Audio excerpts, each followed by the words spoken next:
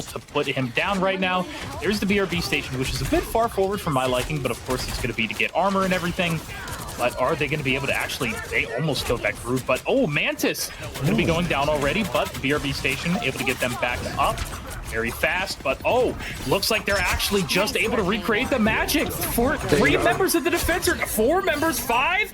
Let's make it the whole team. And... what is with this first they had to come out swinging, and they really did. Space went back to their main role, and they look like a whole new team once again. Wow. Just in case, Sean trying to push up with this Punisher ultimate. Are they going to be able to find anything? No! Storm able to get 3! There we go. That's exactly what you want to see. Sean goes in, but unfortunately will die. And this looks almost like exactly what happened the first time around for them. What is going on? This game is so scrappy. We're going to get about 2/3 of the way through this point before we get another fight. And they still have another 3 ultimates for this. Oh, they kill Pablo! Pablo! He goes down. They're able to stagger him so hard, but they stepped off of it for a while. Storm just goes down for free. What is happening? The moon haunts you as well. 4 kills! It's 4, 5. Oh my god. Khonshu rises. Oh my god, Surreal. They push it all the way through the second point. Like they need to use this. Might be over. Oh no. They need to use the ults now. They have the combo. They can still win this fight. It just takes one good Groot ultimate. Oh. And oh, unfortunately the Groot didn't hit too much, but don't get off the point. Don't C9 it. Don't C9. Please don't do it. Don't do it. Oh no, this is so rough. They're staying on it. The rest of the team can come back. Snuggles is back. Are they going to be... oh no, Sue goes down. They do have Jeff, who's going to be back up, and this is going to be so much healing if they're able to do it properly. But unfortunately, Groot will go down. But I think this is gone. Yeah, that is going to be it. But still, what a push! Blue point 2 is insane amount of work for a minute. Base is pulling out the hero Rolodex. They were playing Captain America first, then they were on the Mantis, and then they were on Jeff for OT, and now they're on Loki. What can't they do? If they perform on this, it's unquestionable that they are one of the standout players for this set. Yeah, I want to see it. I really want to see them go crazy here. 3.5 minutes, though, is what they have to work with here. Oh, my goodness. Well, see now how they are going to hold this. They're giving up a little bit of space, which is understandable. That VRB, they're going to have to replace that, as you just saw. Storm not dying just yet. They're trying to come down to that first point, and oh my goodness. Yeah, this is Sue who almost died. Yeah, no. Oh god, that was so close there. Punisher going to be off the turret, taking a little bit longer for them to get through this choke. This Loki putting in so much work, though. Absolutely love this pick. This is going great. Snuggles actually able to find a pick. There we go. Now they're going to be walking with it. They have to back up. Mojangles has to back. That was their only thing. They can't give ult charge for free. Yeah, no, they can't do it just yet. Checkmate dies. Yeah. Yeah, checkmate. Yeah. Are they going to be able to get it in is the question. Punisher will end up going down, but they need to refocus on the point. You need to throw it out if they're going to be able to. Health pack right there. They will be grabbing it at 2 seconds on the Onk is what I know they're waiting for. And now here we go. I'm waiting for the moon haunts you. There it is. Who are we going to see die from it? Snuggles takes down aim assist Aaron. And there is the Invisible Woman ult as well coming out. Wonderful copy from the Loki. There's the ult from the Psylocke as well. It's going to be able to take out some clones. Does end up kills. Right before she gets her ult. But here we go. Checkmate does have that Storm ult. Is it going to be able to kill anything? No. What are they looking for here? Very good lamp. Checkmate does go down. Are they going to be able to kill anything with this? The Loki maybe looking for anything. Magneto in the air. Waiting for the dunk. What are we going to see? Does end up taking down Groot. Space Turtle as well is going down. Monstro comes out. The whale does find nothing, and they take the first point. 70 seconds left on the clock, Surreal. I didn't even realize they stood off the point. Oh my god, we have a match on our hands. Oh, this Moon Knight, yeah, they're going to have it so soon. 80%, we just saw it at 60%. It's already at 80, 84, 85. Here we go. They're going to keep building it up. This Punisher just going to be walking forward. Yeah, I was going to say they're going to be walking it down, but it just one good combo in a moment is going to be enough. One good combo is all they need, but Snuggles dies! Snuggles is dead. No, that is so unfortunate. Up top, he was looking for anything. They might have to Groot ult early. David going down as well. Checkmate goes down. Oh, no. I think that's first point. No, they have to save these ults. I don't know about this. I don't know about these. They needed to save them. I think they all just had to get back together. Oh, Sean is able to get one. Green comes out with one as well. That's a few members of the defense going down. They just have to back up. If they're able to get the combo, Moon Knight and Groot, come on. I want to see it. They can win with it. One more fight in them. One chance. Match is decided. One chance, Surreal. They have 3 ultimates. No. Mojangles has nothing. Snuggles. Snuggles. No. No, man, come on. That is not the time you want to be going down at all.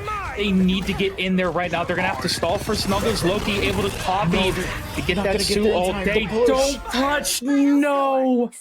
Mojangles. Oh, so unfortunate.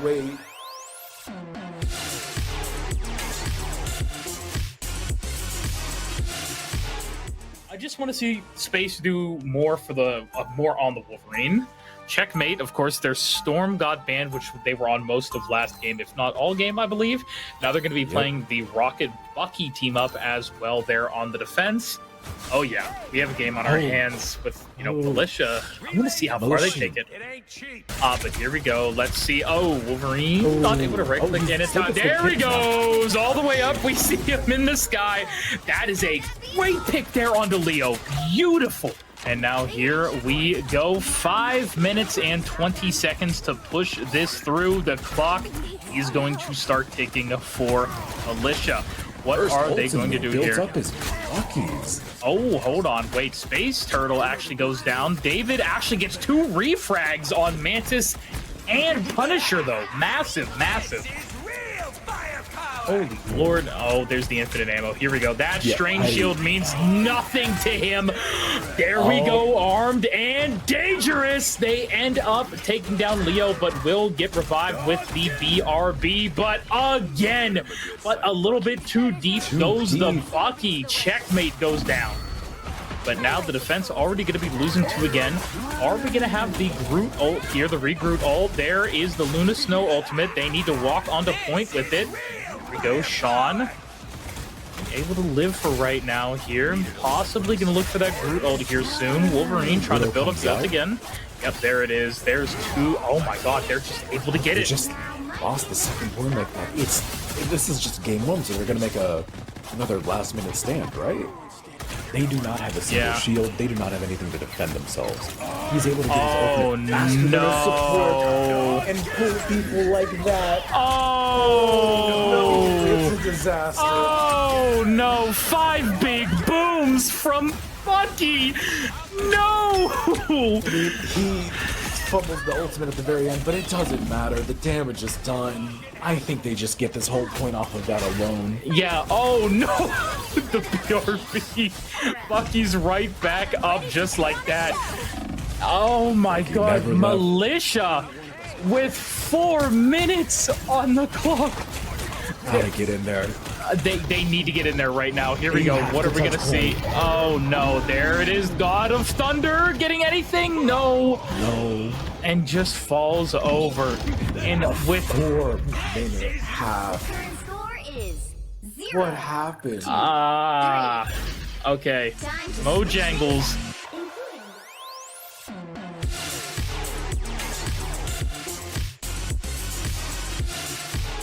Two. They might be switching everything up. Aim assist Aaron going over to DPS. Oh, yes. Nope. We're going through a few different picks there. I was like, okay, Squirrel Girl, and then I saw Spider-Man and Blitto, and I was getting a little bit worried there for a second. I was getting very concerned. I'll also... What if it was a Spider-Man? Oh. Hold up. Wait. Don't. 30 seconds do we have Aim Assist Aaron heading over from the Sue Storm onto the Spider-Man? Yes, we do. And if this is played well with that Venom team up, he can blow up anybody. Don't forget, it's also CC in here. You can exactly. use it to counter Strange ult, the Groot ult, if they have a bunch of different options. Oh, hello. All the way up in the air, baby. Oh, the Wolverine 1v1, but I think this is Space Turtle winning this. Yeah, no, Space Turtle wins this. Oh, wait, hold on. Here we go. Are we going to be able to get out? Sean and Green Knight both go down on the side of the attack. Oh, no. Oh, wait, Iron Man? Wait, what? Huh? And Hulk? Wait, what did we miss? So they switched off of Venom Spider-Man to go Hulk Iron Man? I do like this. I like this a lot. Despite the team up being nerfed, it's still a strong composition. Yeah, I like this, honestly, right now. The Hulk able to do a lot as well. Trying to build back up into the Hulk, unfortunately. It's going to take him a second. Heart being pushed a lot. Oh, no. Checkmate. Oh, no. There's 4. Again, There's 4. five big booms. Oh, you love to see it. Well, that's the attacking side. Going to have to chill there for a second. And Wolverine, I don't think, is going to be getting out of this. They still have another here we go. 3 fights. Oh, portaling in. Whirling in, we're going to be going high ground here. Oh, Wolverine just, I am surprised we didn't start wheeling on that Wolverine, honestly. That dude just, oh my goodness gracious. Doing it way too early. I don't know about this one. This is going to be rough for them. Aaron able to get a kill on that, but oh, Venomu, oh, massive. Agamotto.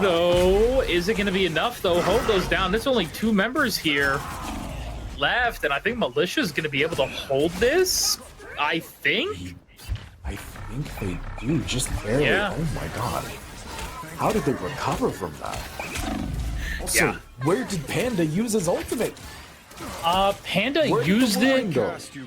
I'm trying to remember, actually. Oh my goodness, because I believe I saw it.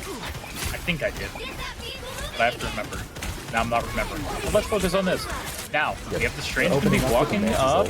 Yeah, which is nice. I like this to try and keep them up. They're going to try and walk on in. Kills the Wolverine. Very nice. Focusing the correct targets with each other.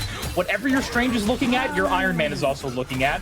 Namor forced the bubble up into the sky. Iron Man. Oh, that was a beautiful ultimate. The PRB station brought back Space Turtle, so they have to kill this Wolverine a second time. And there he goes. Well, your wish... oh, no, wait, I'm sorry. That was... Oh, whoa! Almost off the map there. But it looks like... Is Militia just going to be able to full hold this? Do we have a game 3? I think we have a game 3 on our hands. There is not enough time to get another hold. Wait, they managed to touch Roti. Okay, here we go. Going to be getting onto it. Green Knight, unfortunately, will fall. That means it's going to be a 5v6. Passive is popped for Sean's Wolverine. Will go down. The ultimate from Space Turtle going to be coming on out. The clock is ticking. Agamotto comes out. Is it going to be enough? There's that Luna Snow ult as well to try and stall as much as possible. But the health from Venomoose here on the Groot, it might just be too much. They're trying left and right. We are Groot about to come out. And with just a sliver of time left, Militia takes it. We're going to Hell's Heaven for a game number 3.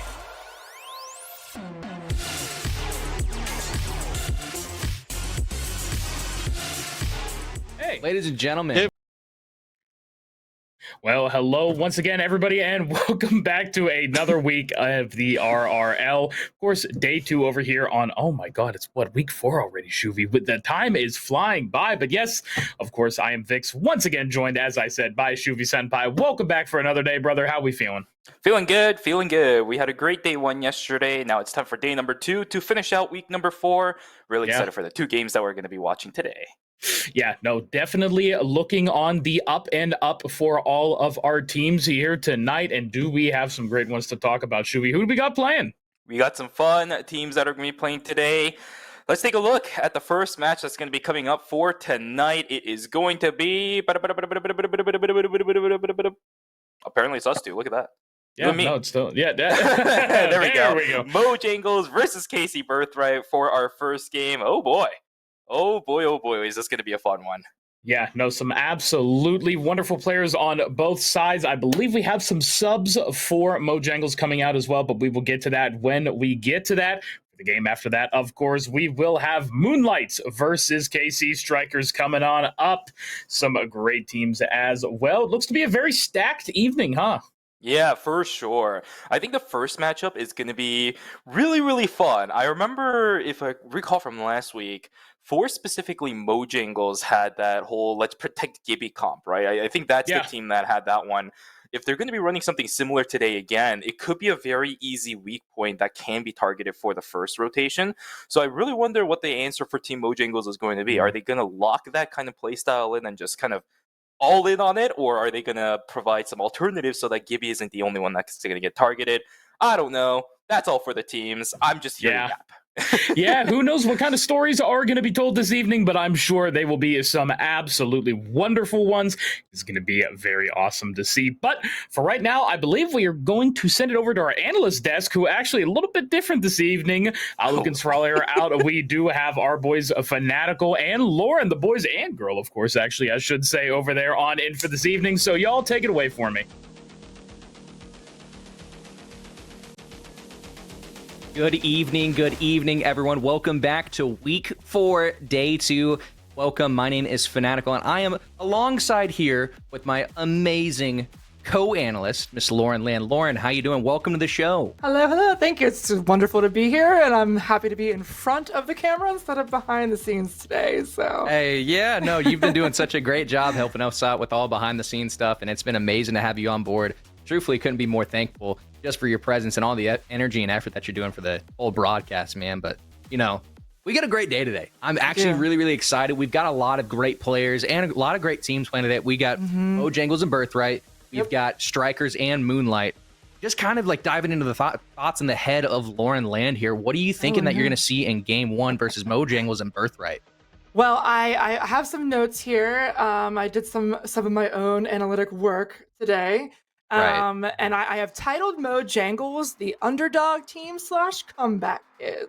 Ooh, I like that. So I like that a lot. they've made some recent changes to their roster. Unfortunately, one of those changes is not going to be able to play this evening. But last week they had a great showing, and that was Circuit. So hopefully we'll be able to see him soon, next week maybe. But Gibby's back in today, so that should be exciting to watch. And honestly, probably one of my favorite tank lines to watch in this competition right now is Leo and Darkweed. So I'm very excited to see them play. And I'm excited to see what they can pull out here. Absolutely. I couldn't agree more, man. Not only do I feel like I have an attachment to Mojangles, but I feel like the entire audience, I feel like the entire crowd has such a huge attachment to this team, not only just because of the name Mojangles. I mean, how can you not like the name Mojangles, right? But just for the players who are there as well. I mean, we've got It's Gibby. We've got Leo Lifeless. We've got Dark. We've got freaking the Honored One, Aim Assist Aaron. You know, these guys are coming out every single weekend. And honestly, this is going to sound a little corny here, but I truthfully think they are the most resilient team in the Resilient Rivals League. Just to be like truthfully transparent with you. Every single week. Bounce back every single week. They are 0-3 on the season so far. Okay. Every single week they've had to deal with roster changes, players being unavailable, and then just stupid little things like Aim Assist Aaron being timed out in week 3 of them playing against KC Aries. Yeah. And I want to say it was on Hall of Jalia as well. I believe it was. He did some dirty stuff to that wall, man. Absolutely. He was going crazy on it. Honestly, kind of crazier than a stripper on a pole, if I say so myself. I mean, it's debatable. Honestly, yes, I can get down with that. But no, I honestly, truthfully think that Mojangles is kind of the dark horse of this entire league. They are a lot better than what they've shown. They have the chance and the opportunity to prove it against Birthright, and I'm really excited to see how they go up and put their whole system to use, man. I know Circuit is out. They brought on some new players. They've actually, unfortunately, had players leave, but I truthfully think that they're going to be really good. But I honestly can't lie. KC Birthright is going to be a force to be reckoned with today. They're also 0-3 on the season. This one's going to solidify who's going to be having the hardest time trailing into the playoffs as well. And to be honest with you, man, I'm excited to see how this whole game goes down. I mean, you've got Finlow, you've got OG Buns, you got Magic Imps, who is the Magic main if she doesn't get banned. If they don't ban Magic, I mean, it's going to be kind of an opposing threat today, truthfully.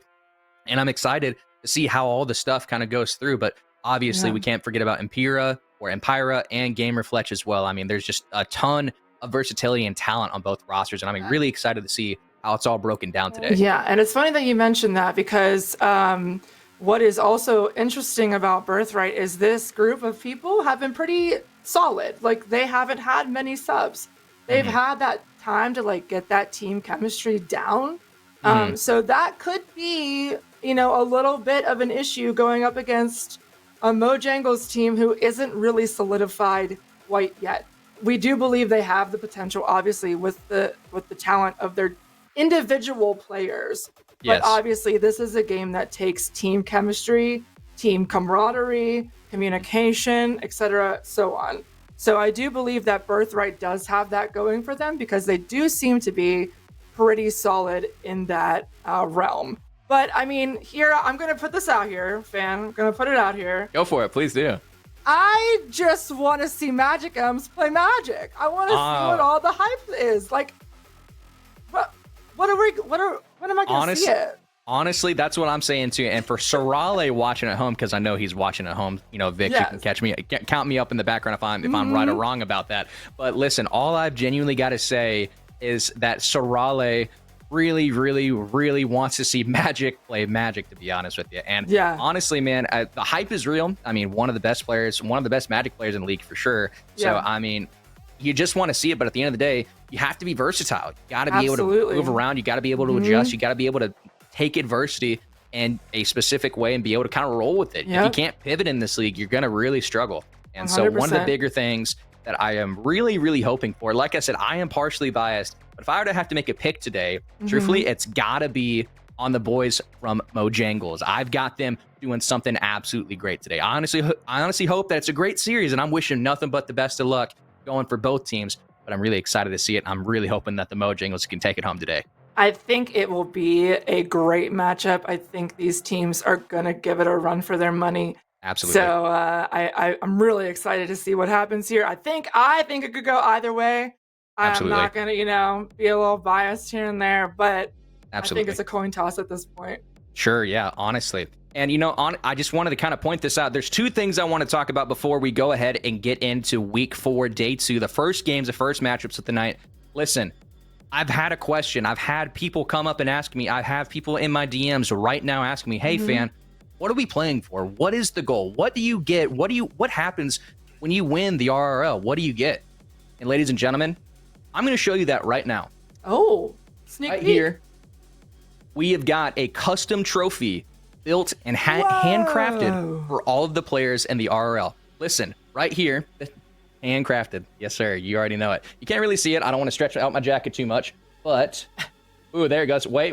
I got the focus. Listen, it's going to have the Resilient Rivals League or not embroidered. It's going to have it carved on there. Engraved. I know, champion. It's also going to have your role and also your name on there. But each person on the team is going to have their own special edition trophy just like this. And then they have a chance just for bragging rights as well. And a potential invite back to season 2 of the RRL, which I can't talk into that too much. But listen, there's just some great things being planned, and I'm really excited to go into that. And my last thing that I really want to talk about very, very quickly, guys, if you haven't been following Watch RRL on Twitter, you're missing out. And one of those things that we're actually doing, we are giving away 4,360 lattice, or I guess you call that Marvel Rivals currency, however you want to go ahead and put it, right? Listen, anyway, we're giving away 4,360 lattice to 2 people today.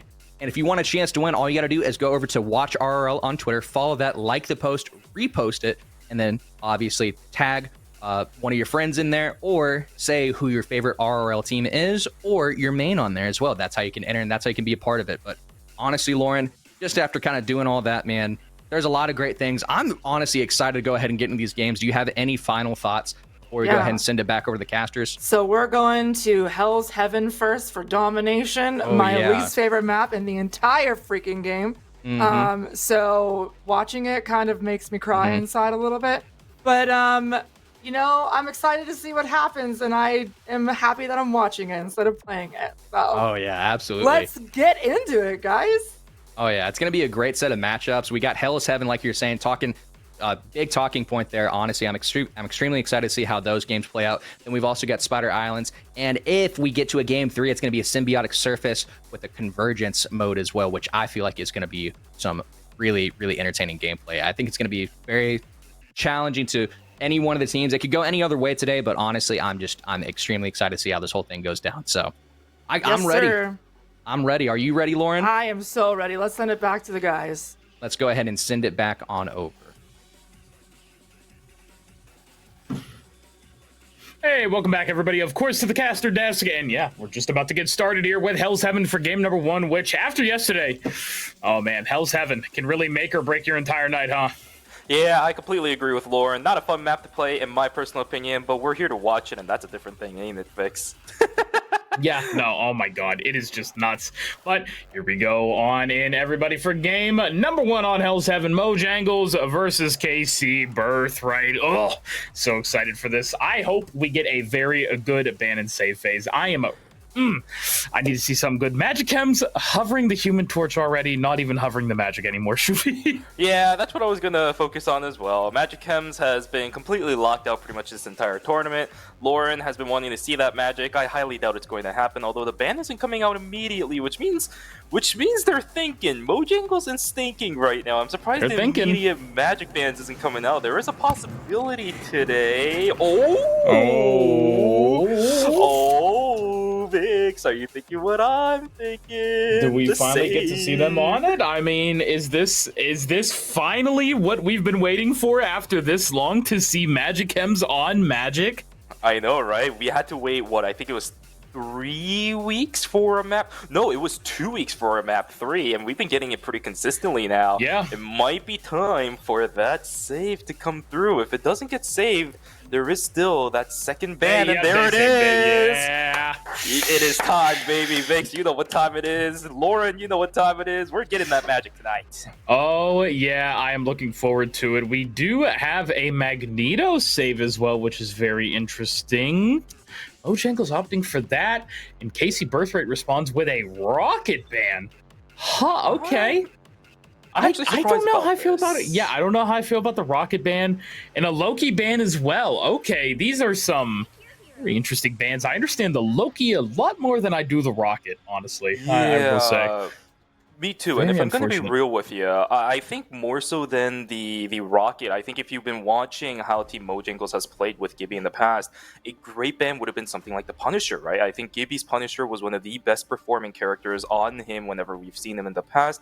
His Hela as Surreal, I'm not going to dive into it too much, of course, because Surreal said enough about that, has been a little bit lackluster, if we're going to be completely brutal on this side. So I am a little bit interested about the Rocket ban. Maybe it could be in conjunction with the Punisher, right? You don't want the infinite ammo to go through. It's not like dealing with the Punisher himself is all too incredibly difficult. He is a bit immobile after all. Maybe dealing with the grappling rope as well as the smoke screen could be a little bit easier for teams that are a bit more coordinated, but still, Rocket could be a little bit of a side mission on trying to deal with the Punisher a little bit. Yeah, no, that's understandable. I will say, the one I'm really big, I guess I'm the most surprised about is no Bucky ban. Bucky is completely in play. We're not really going to be seeing him in this lobby for the time being, at least. Of course, see Magic Chems over there on the Jeff for a moment, wondering if it's going to be the full Jeff. No, of course, they're going to switch over to the Magic at the last second. Just trying to bait us a little bit. Completely understandable. But after all this time, let's see if Magic Chems magic is all that it's hyped up to be, or will we see apologies, oh my god, my throat there for a moment. Mojangles actually, figure it out, kind of solve the puzzle, even though they haven't seen it yet. Looks like Mousie's going to be the first one going down. Darkweed killing Gamer Fletch as well. Oh, that is a little bit of a rough start. It's going to be 3 members down already, unfortunately. KC Birthright struggling a little bit at the beginning, Shuvi. Yeah, just a little bit, right? Getting picked off early on is not the greatest of things to do, especially if you are on something like the Cloak and Dagger, of course. Losing out on some early support, early strategist healing is not really going to work out in favor, so the early point is going to go over into the hands of Team Mojangles, but it's just the first few seconds of the game already. It's only 13%. There's still a lot of time for KC Birthright to start moving up, and this time around, I don't think Mousie's going to get picked off first. Yeah, and this is honestly really nice. I liked the patience from them just to be able to wait a little bit back towards spawn, and the damage already coming out. Magic Chems, oh my God, unfortunately going down too already. It looks like Mojangles trying to punish anything that KC Birthright is attempting to do at the moment. Left and right, Gibby gets one. Darkweed's getting multiple picks. This Hela is going off right now, and so is the Thor, but as I say that, of course, Gamer Fletch able to take down Darkweed. Hopefully they're able to get back very quickly. I mean, it's a Thor, honestly. You know, won't be too slow at all. But yeah, wow, already Mojangles with just an absolutely fantastic early performance. Yeah, you can definitely tell that Mojangles has practiced with Gibby's Hela a lot more. These picks early on will not be happening if the Hela isn't landing those critical headshots. Magicum's getting taken down again too. Do remember that Darkweed is playing that Thor, so he's going to be able to join back a lot faster. It's going to be 5v6 for quite a while now. Gibby does end up getting sniped down, but Mousy also falls. There's the Groot ultimate thrown down on top of it. Everything being thrown onto the table by Team Birthright, trying to get that control back. But you're right, the Luna Snow ultimate is going to allow Team Mojangles to hold the line at least for the time being. In response, another Luna Snow ultimate coming out from Empyra. Gamerfletch throwing out the Clobber in time to try getting control back too. It's going to be a bunch of players taking damage, but at the same time not taking damage. Down goes Empyra. Finally, after the Luna Snow ultimate is over, the Dark Child has been activated. Down goes one. Magicums finds one. Magicums finds two. This magic is unleashed. There is nothing that a Magneto can do about that one. We'll back away before the snipe down comes through, but the portal in and gets the kill. Magicums is finally unlocked as the Magic. Needed the ult for it, but I mean, I guess that's what Magic is for at the moment. That's kind of the first thing they've really done here at the first point. It's looking a little rough if you're gonna have to use the ult to get everything outside of that. It just, I don't know. It was a really nice play, but the problem now, they don't have almost any ults. And now Mojangles is going to walk in. The Honored One, who's on that new Black Panther skin, by the way, is going to maybe just crush them in the back. I'm very scared. No support ults, and actually, no, they don't. OG Buns, who actually is on the Namor now. Great plays there. The anti-flank. Now they're trying to break these Groot walls, keeping their members alive. There we go. This is what I want to see. They cannot mess a fight up yet. Magicums, this is exactly what I want to be seeing, Shuvi. Beautifully done now. There we go. Took them a while to catch their footing, but they're now trying to find it, or at least they are finding it, I should say. Honored One, okay, you might have to back up a bit, my friend. They still have plenty of time. They still have one or two maybe fights left in them, but okay, well, just run into the wall there for a moment. You know, nothing wrong at all with that, right? You know? Yeah, also, I don't know if you mentioned it, but the Honored One did end up using the ultimate. I guess they got sniped down before Boss ended up coming out, or maybe Boss did come out, but no kills were really gained off of it on top of that, too. So this ultimate economy now is in favor of Team Casey Birthright. Look at the ultimates available. Gibby ends up finding a pick onto Buns, but Magicums responds in kind to the Honored One. Magicums also unfortunately falls. All the ultimates going down from the Groot, and the Clobber in time coming down from the Thing means snipes down all across the board. That is going to be a near team wipe onto Team Casey Birthright. 90% and climbing. Remember, Mojangles got 99% at the start, lost control, and now they're about to lose the match. This Black Panther has to hold. He will get the overtime. What are we doing? What is that? Where is the rest of the team? Just what in the name of God is happening? Come on. That I don't even know. That upset me very much. You have died so many times now to this. It just keeps happening. Darkweed able to find two at least here. Now hopefully this is Mojangles' saving grace, but allowing it to get 99 like this. Leo able to find one as well. Gamerfletch going down as well. Darkweed, this Thor putting in so much work. Bubble Force from OG Buns. That's going to be another death. And I think Mojangles is going to be able to hold this. But man, the beginning of that fight, and it was so sloppy. They had to work really hard for it, but in the end, Mojangles will be able to take away Hell's Heaven, at least for the first round of the Frozen Airfield. We're going to go into Eldritch Monument. We didn't really get to see this too much yesterday because it was always Super Soldier Factory, Frozen Airfield. Is this the first time we're actually seeing it this week? No. I believe we saw it once yesterday, but the plays there were just so, I don't even know. The Honored One, it felt like every time when he was walking in, I just kept seeing death after death, and especially having a Namor like that, and you just keep dying over and over. I don't know. I saw it at the end there. It was just, it went in a little too early, unfortunately, got out. At least Darkweed was able to pick up the slack a little bit.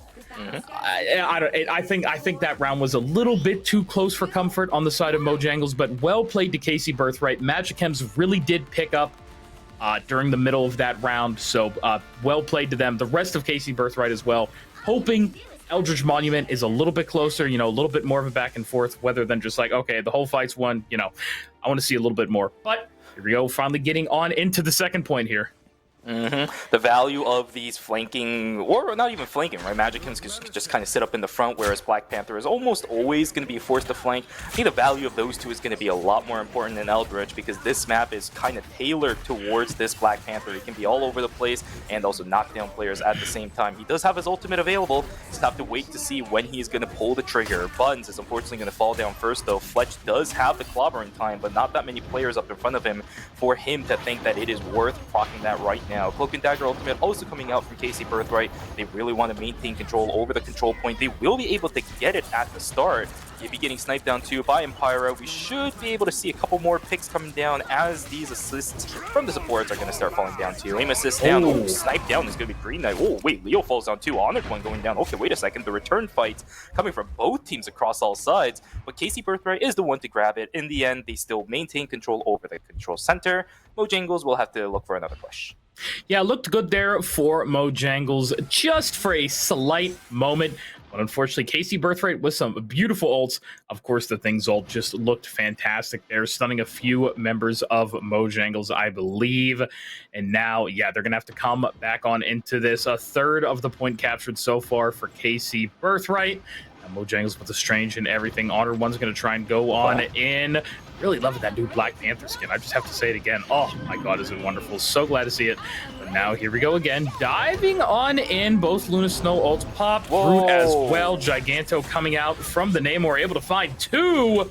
Great job there onto Aaron and Leo. Now going to dive on back. Luna, don't know if you're going to be able to kill that. It was a good freeze. God. Unfortunately, Mojangles with another failed attempt at the moment to be able to take this point. KC Birthright with a stalwart defense. Yeah, they will be able to get another one in. Of course, the Strange is going to come out 70% and counting, so it is going to be the portal play coming out from Team Mojangles. But I will say, the fact that we had a couple people dying while the Luna Snow ultimate was going makes me a little bit worried about this. But here we go. Eye of that thing. The eye of that guy. Going to come out. We do see 1-for-1 trade. In the end, Gibby's going to get taken down. Swapping over to the Bucky, unfortunately not going to be able to find the value. Mojangles is getting ripped to pieces. Darkbeat, the last one holding. They do not have Thor ultimate down, which is going to be a KO down to the Thor. Mojangles will most likely end up losing Eldritch Monument. We're going to go to our third one of that Super Soldier Laboratory. 1-for-1 for both teams. Yeah, no, great plays there by KC Birthright. Like I said, that's stalwart defense.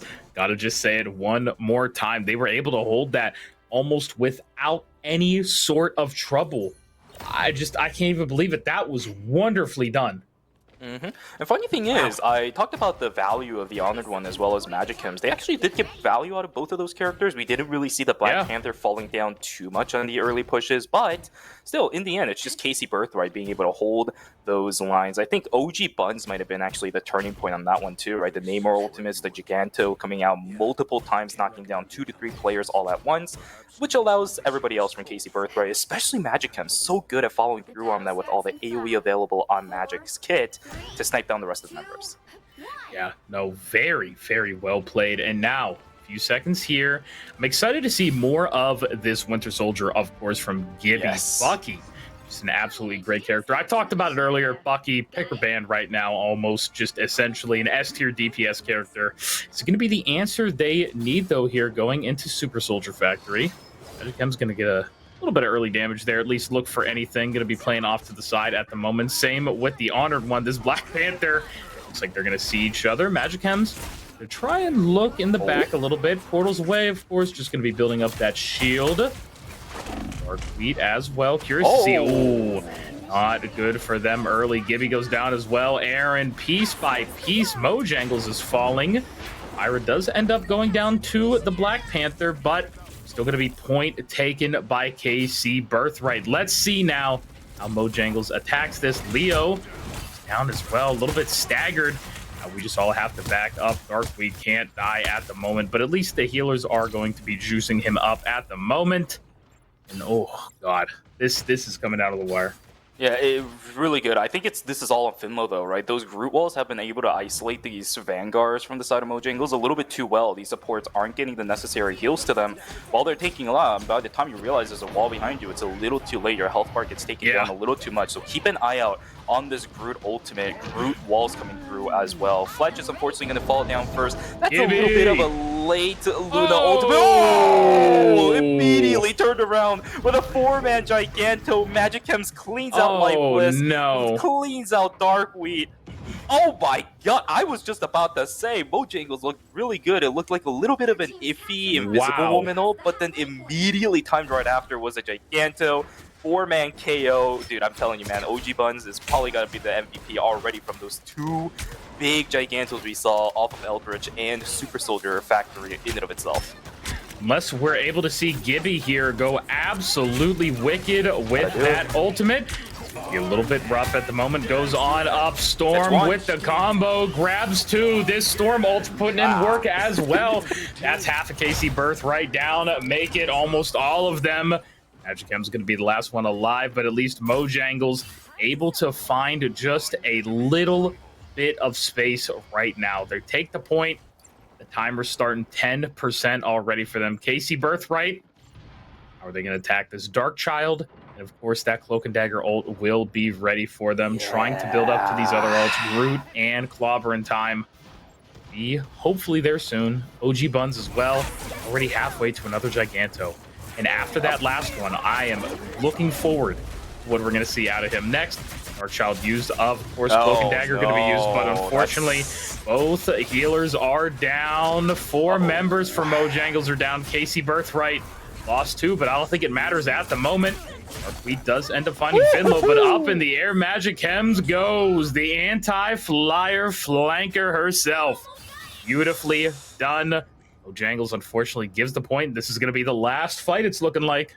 Yeah, I will say, there was a Magneto ultimate available for Team Mojangles, but up against Birthright's composition, you're not really blocking any projectiles, right? There were a lot of melee characters on that team and not that many projectiles flying around. So they have to pull it out with this one, but Aim Assist is going to fall down, Green Knight's going to go down, Lifeless, Gibby, Darkweed, and the Honored One will most likely fall down as well. No ultimate available for that one. Tried to use it, didn't get the time for it. We're going to go 1-0 in the map favors for Team KC Birthright. They will be able to bring it back, and it seems like Magic Chems on the Magic will be able to get that 1-0 so far. Will we have a 100% win rate, though? That is the question. But Hellshaven goes to Birthright. Yeah, no, well played by them. Mojangles was looking very good in that first point, but KC Birthright eventually just kind of came online entirely. Able to just stomp both the Eldritch Monument and Super Soldier Factory. Great job by them here in game number 1. Of course, after this, we have to go to the Spider Island, Shuvi. We're going back to Tokyo 2099, baby. I want to see what they're going to be able to cook up on that. I think the Magic's going to be banned. I think the Magic's going to be banned. Yeah, we got it once, and we're probably never going to see it again because Magic Chems did play really well on it, right? The value of it didn't really come through in, what is it? I think it was the first round. Yeah, the first point was a little bit iffy. Yeah, on Frozen Airfield, it was a little bit iffy. But in the second and third point, we saw a lot of value out of Magic Chems, and we know from watching Magic Chems throughout the entire match, their crosshair point placement is perfectly on spot, right? Even if they're up in the air, even if they're behind walls or anything like that.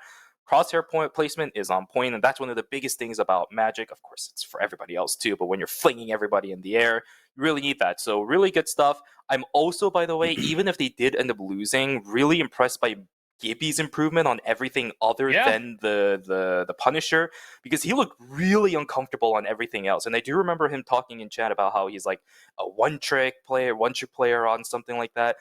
This does not look like the Gibby from a couple weeks before. He looks so comfortable on these characters. His damage output is pretty high. He's landing a lot of these good headshots on the Hela.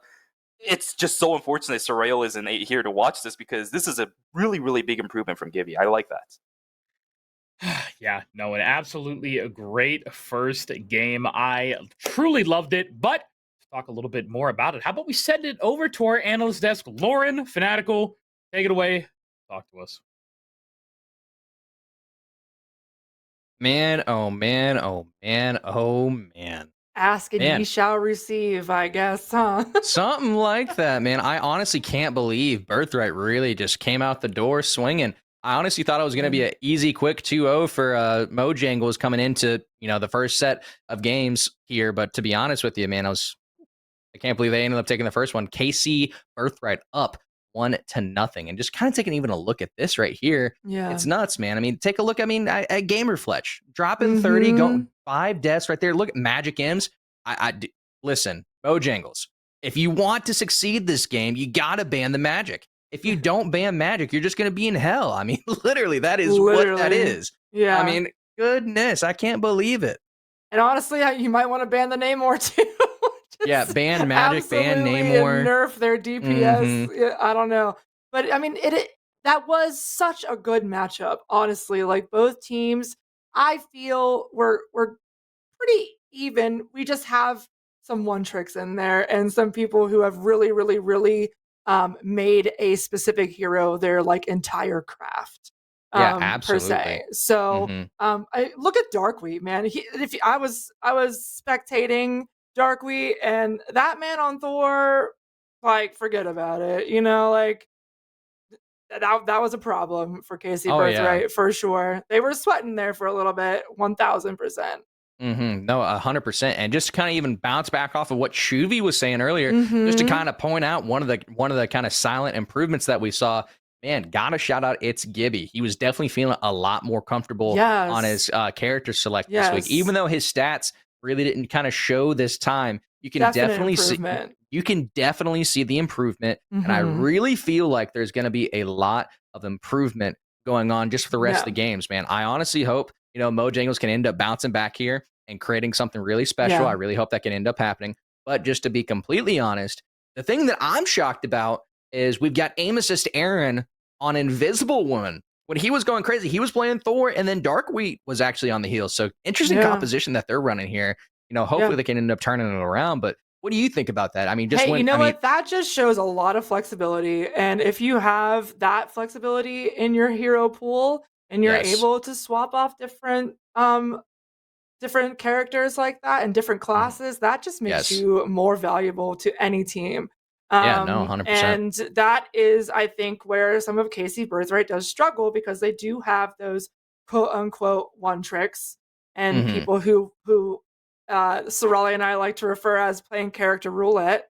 Where they really can't find something and like really get their shoes in deep on it and help their team with that. Because the more you change characters, the more your team composition starts to fail, because there's not anything solidified there. So that, I think that could happen to anybody as well, But this next map, we're going into Spider Islands, which is my favorite map in the entire I couldn't game. imagine why. I couldn't imagine why your freaking favorite map is Spider Islands. No Listen, way. guys, a little bit of an inside joke here. We have got the biggest penny advocate sitting right beside me over here. We've got the humongous penny advocate. I don't know if I've ever seen any more bias in my entire life. But granted, I do love you, Lauren. She's my girl. She is amazing. Me personally, I just play so I can live. You know what I mean? That's really all I do. Yeah. I can't do I play anything so I can put mines at other people's feet. That's what I do. Right. That's my goal in life. Put a nest in a tree, baby. Put a nest in a tree and just hope for the best, right? Yeah. If anybody plays Penny tonight, you get a gold star from me. That's absolutely.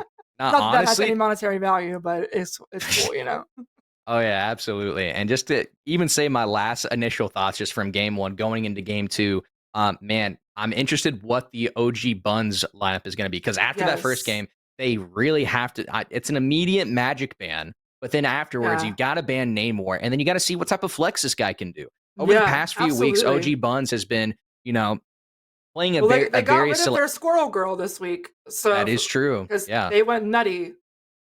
Squirrel Girl. Nice little. You like I that? see that. Yeah, I did. That was great. I like that. Like that a lot. But people play domination maps way different than what they play convergence and convoy maps. Absolutely. So we could see a completely different lineup here from KC Birthright. Oh yeah.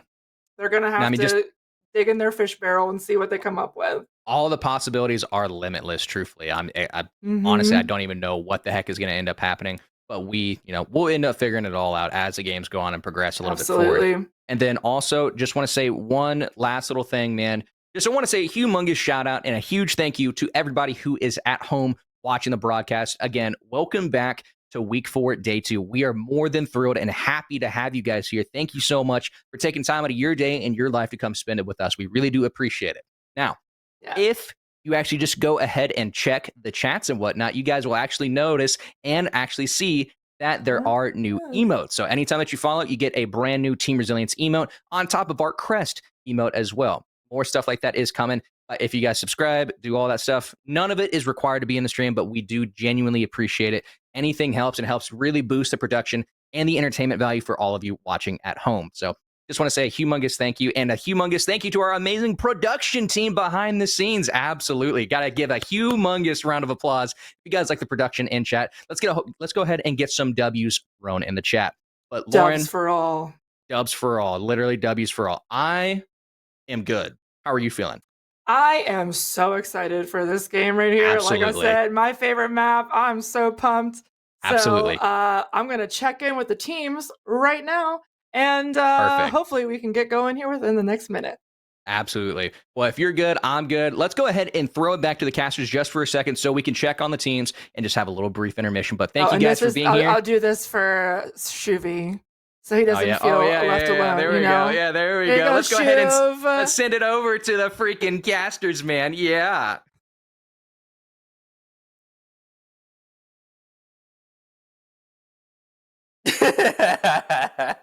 Yeah, Vix is over it at this point, but yeah, that's that.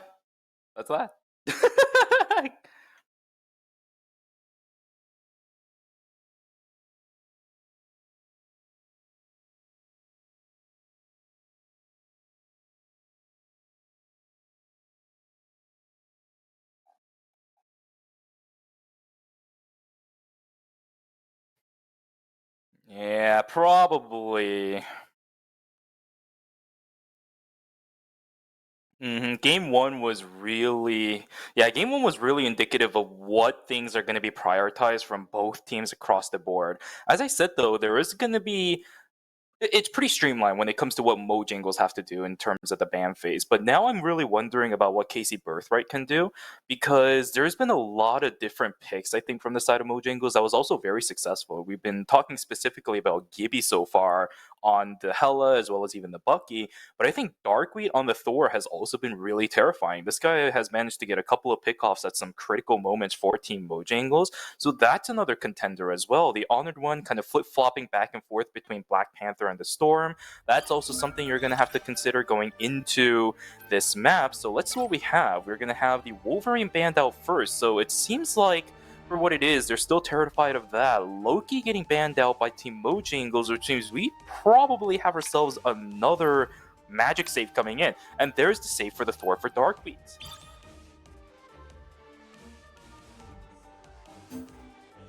There's the save for magic. I mean, it's so streamlined, right? You gotta ban one out or the other. So what's the options now? There's another rocket ban.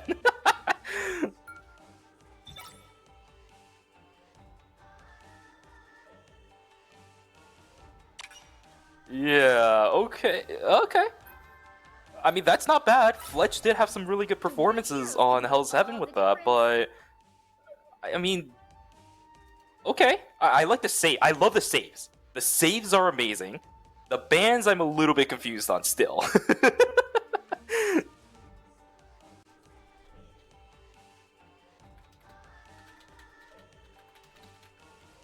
Yeah, me too. Okay, maybe this is like from scrims or something, right? What did Mojangles see up against Birthright that makes them prioritize this Loki ban so much?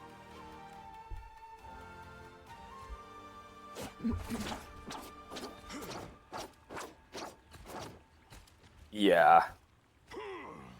They'll be coming in 30 seconds! Stay strong! You know, sometimes I wish I had a...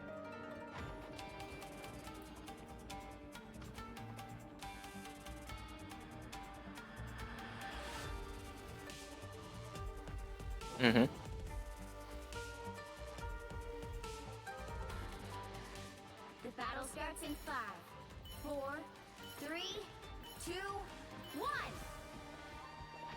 Yeah, I never really seen the Loki of all things. Maybe a different strategist could be prioritized a little bit in that first ban slot. But up against KC Birthright, pretty much every other team has had a very streamlined first ban. It's always going to be the Magic ban coming out for Magic Gems. It's been so obvious, but it just doesn't seem Mojangles is opting for it. Maybe letting them play their comfort picks just to test around what their comfort picks are looking like, or maybe how well they fare up against it. So far, it's looking pretty good though. Mojangles, you've already seen the 1-for-1 trade so far. KC Birthright lost one. Now Mojangles losing a couple on their end, but they're the ones that are on the defense side. This is a little bit difficult now for these guys. Yeah, down goes multiple members of Team Mojangles. It's just a slow on push. The Squirrel Girl as well as the Magic a little bit too valuable for this map. And again, we go back to our ban phase. It's scary. It's really scary. Mojangles might honestly just get completely ran down. We're headed straight for the rift. Looks like fun time. Enemy in front of us. There's still a chance to stop them. Oh boy. Defeated them all on ice. Yeah. Thanks so much. They hit a checkpoint. Now might be a good time to stop them. Yep. It's so scary right now, and I think right now for Team Mojangles, they're trying to rely on Gibby, right? He's on the Hella. We talked about this earlier during map number 1. Gibby looks really good on it now. He looks really comfortable on this pick, which is, one, again, really amazing. But now he has to deal with the Hulk jumping in, and then he has to follow through with the fact that Magic's going to be jumping in right behind it. Like, this is all over the place now for these players. Really difficult for Gibby to try prioritizing 1-2 players across the board. And now that the Dark Child is born, look at this backline. It's just completely untouched for the rest of these members. This is really difficult for Team Mojangles. Down goes yet another. Magic Chems is just ripping these players apart. Finally, will get controlled down. The honored one will be able to get the pick, but look at how many members of Mojangles is falling down. This convoy has yet to be stopped during checkpoint number 2. These players on Mojangles, they have played with fire and are burning inside of it. There's still a chance to stop them. Chin up. Spider Zero must reach the shrine. Let's get this show on the road. Yeah, they're gonna have like 7 minutes. We are undefeatable. Let me help. Oh.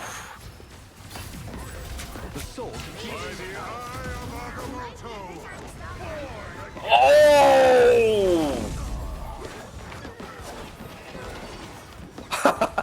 Oh. And you hate to see it. I am But born anew. if you look at it from the flip side, this is KC Birthright at their finest, right? Because these guys are getting all the comfort picks that they really want. I think they're really liking what the picks are on their side. And this is what a lot of teams have been trying to prevent for the past 3 weeks of the RRL. Exactly what you want for Team KC Birthright, and as soon as they get it, you can see that they're just running Mojangles around. This is what they are able to do. This is why you ban the Magic Chems away from this player. Down goes Leo as well. The convoy is still pushing Squirrel Girl ultimate out, and there just is no response coming through from Mojangles. Invisible Woman ultimate already down too, but people still died while that was around. This is just way too much for Mojangles to get the hold on.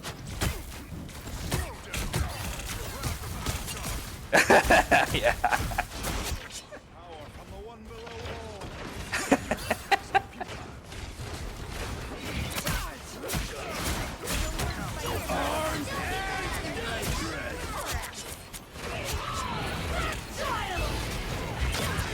Oh my god.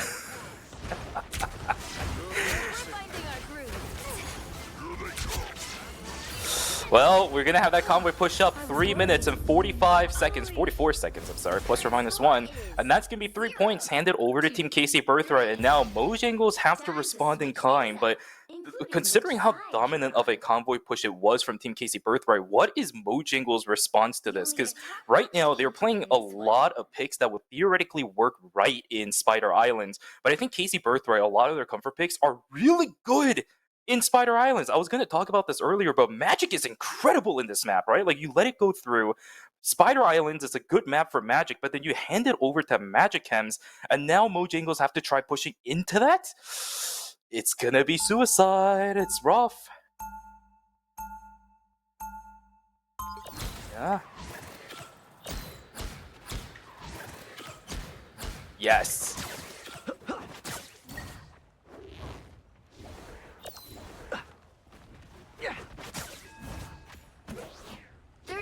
Before you attack, get ready. He's going. Oh, hey, Spider-Man. Heard you're helping with the TRD. A little, I guess. I can't. Ooh.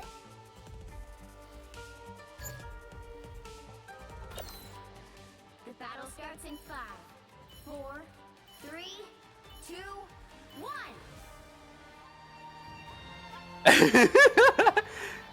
Yeah, sure.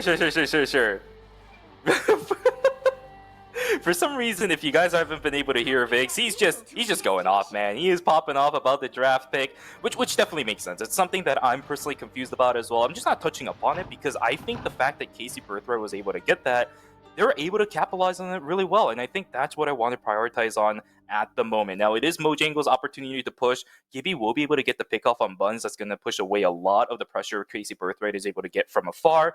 Magic Chems is also going to get taken down too. Do expect that Magic to just come out again unless Magic Chems is having fun. Yep, there's a swap back over onto the Magic. Spider-Man, pretty decent, but up against Gibby, who has been showing us some really incredible performances. Probably not the right call, and there is the Magic coming back, teleporting her way back onto the convoy. There's another pick from Gibby as well. Down goes the Doctor Strange. Another 2 picks from the Honored One on the Storm, getting picks everywhere, left and right, stagnated deaths. Casey Birthright, guys, don't do this, please. You guys had an amazing push. Let's not die just one by one. No, that was a fantastic push, but I mean, I guess they're just, you know, kind of, it happens here now. Also, hopefully, I could be fixed. Okay, yeah, I didn't even do anything to my mic. I just had to refresh VMix. I don't know what it was. I guess that just hates me. I guess I don't know. Didn't do anything about that. But yeah, Magic Chem's getting a kill there on the Green Knight. Darkly going to be able to find one as well. AC Birthright, are they going to be able to hold it? Honestly, right here, Magic Chems finds one along with OG Buns. Down and everything. Yeah, no, I don't think they're going to be able to. Yeah, Mojangles is going to get held right here at just barely less than 5 meters. Usually, Namor himself is not enough to try knocking down the Magic Chems because of the amount of damage you heal back, right? With this character, usually you're going to need Gibby, but he ended up getting taken down. Now, Punisher Ultimate is available, but look at the positioning on Magic Chems. There is nobody on the side of Mojangles that can actually deal with this right now. The Storm maybe, but by the time you get found out, it's going to be over, and Gibby gets taken down again too. No, Magic Chems has full access to the backline, 4 stacked, and here we go. For Magic Chems. He's looking for it, but Hulk is already in. Down goes the Honored One. Green Knight's going to be able to find Empyra. Ojiman's getting taken down. Wait a second, hold up. Ojiman's is somehow holding it with just 5 people, but as soon as Magic Chems joins back, it's going to be a wipe. Wait, nope. Oh, hold up. Wait, they're doing it. I don't know how they got it, but Mojangles managed to find picks left and right. We'll maybe be able to get the convoy pushing all the way to the first checkpoint. Casey Birthright will give it, and we got 4 minutes now on the clock. Yeah, they're able to get it into that first checkpoint. Oh, yeah, 4 minutes on the clock. Still looking very good for Mojangles. Curious to see if they're going to be able to match that time of Casey Birthright. Oh my god. This is going to be rough. I think it's going to be rough, but, you know, Mojangles, that first point of Hell's Heaven, I still was believing in them. They need to find a way to shut Magic Chems down and fast. They do have the Dark Child, waiting to see if we're going to get that Luna ult. And possibly not going to kill Punisher. Gibby, looking for the time being, will actually end up going down to that sphere. It will go down. And Luna actually popped the ult. I didn't see what happened there. Curious as to why it happened, but hopefully he's in.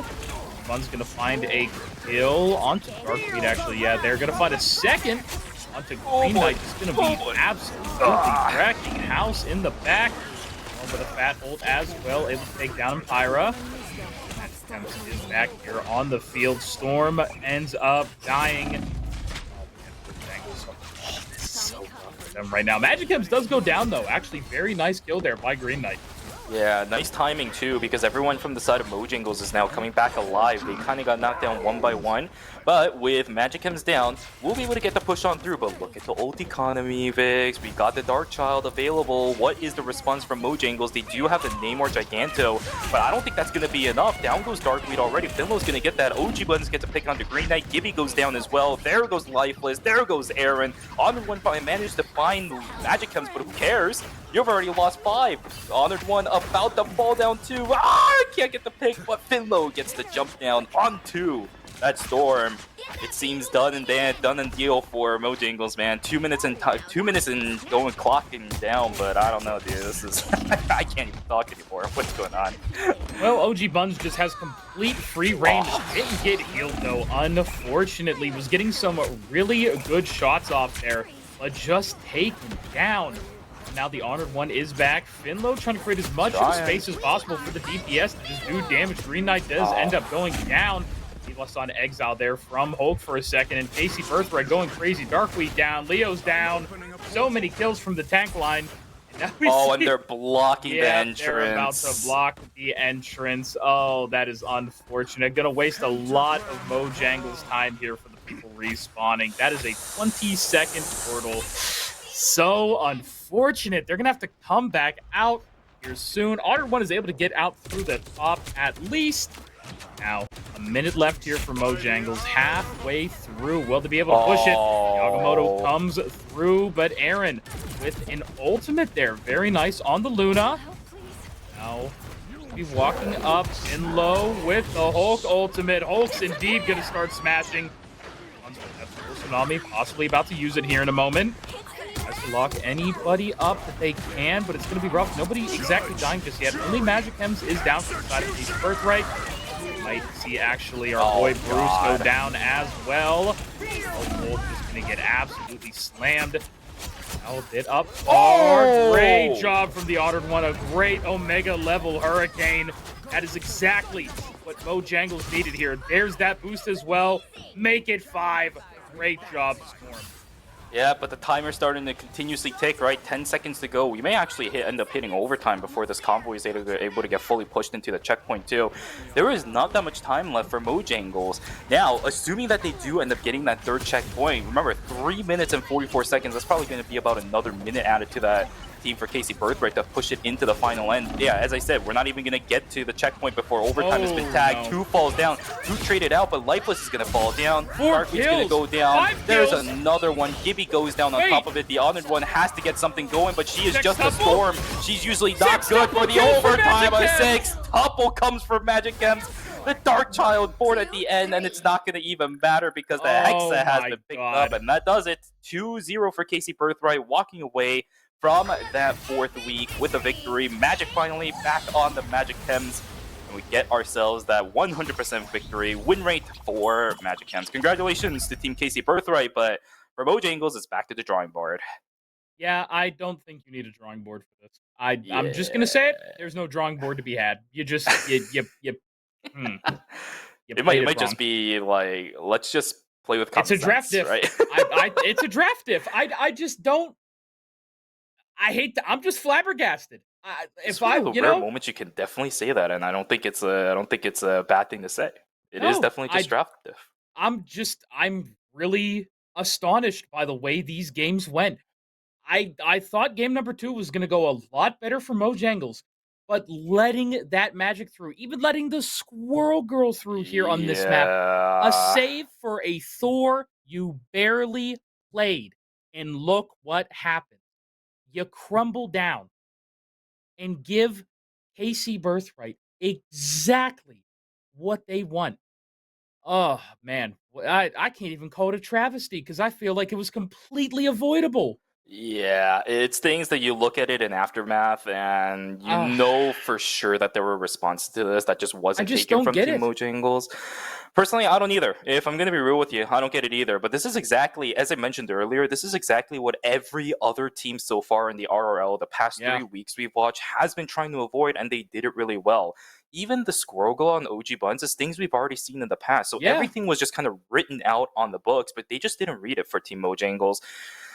Obviously, with the way that the RRL is formatted, I don't think they're going to be going up against KC Birthright again until playoffs. But still, this is definitely a lesson that's to be had for pretty much every other team in the RRL. If you're playing up against KC Birthright, everything you need to ban, or at least try to prioritize the ban, is written out in the book. So please read that book and try to capitalize on it. Otherwise, you're going to have to deal with whatever we just watched.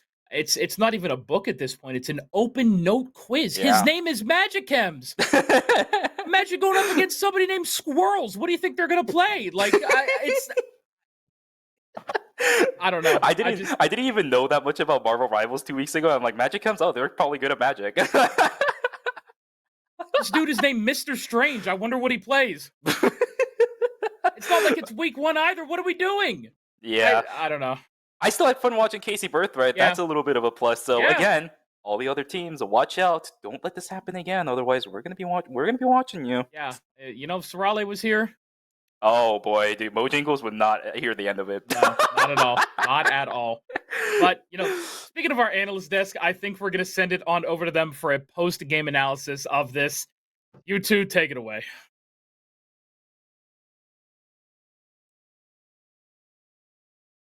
Oh man, oh freaking man. That Jesus. You know, Lauren, I'm not gonna say a whole lot. Look, let's talk about it real quick. How we feeling? How do you feel? I am sad and disappointed and confused as well. I'm gonna agree completely with Shuvi and Vix. It was written. You experienced it in that game 1. Every other team has banned that Magic. Side note, I will say I am finally happy that we got to see Magic M's on the Magic. But I think we're good. And also, just a fun little tidbit of information. I was doing some research on the players earlier. Magic M's has over 50 hours on Magic. The next closest hero that they have hours on, just ballpark me a number. I'm gonna say 10 hours on someone else. 8. Oh my God. 8 hours. Jesus And I believe it was on Bucky, possibly. So they're a no life Magic. So there's that. OG Buns is a problem. Mm-hmm. That person is a problem. They just slaughtered you on Namor, and you gave them Squirrel Girl back, and they slaughtered you on that. I will give props to Darkwheat and Leo because they were trying to make way for Prince Ali there, but there was no movement there. They didn't group up. They didn't just do fundamental things together that they needed to push that convey through. Oh yeah, absolutely, man. And you know, I don't know if the guys are just really locked in. I mean, that's truthfully just what it all comes down to. You know what I mean? At the end of the day, like you just really have to question just kind of the thought process of the guys over at Mojangles, just because you already know that you're going to get a Magic player out of this.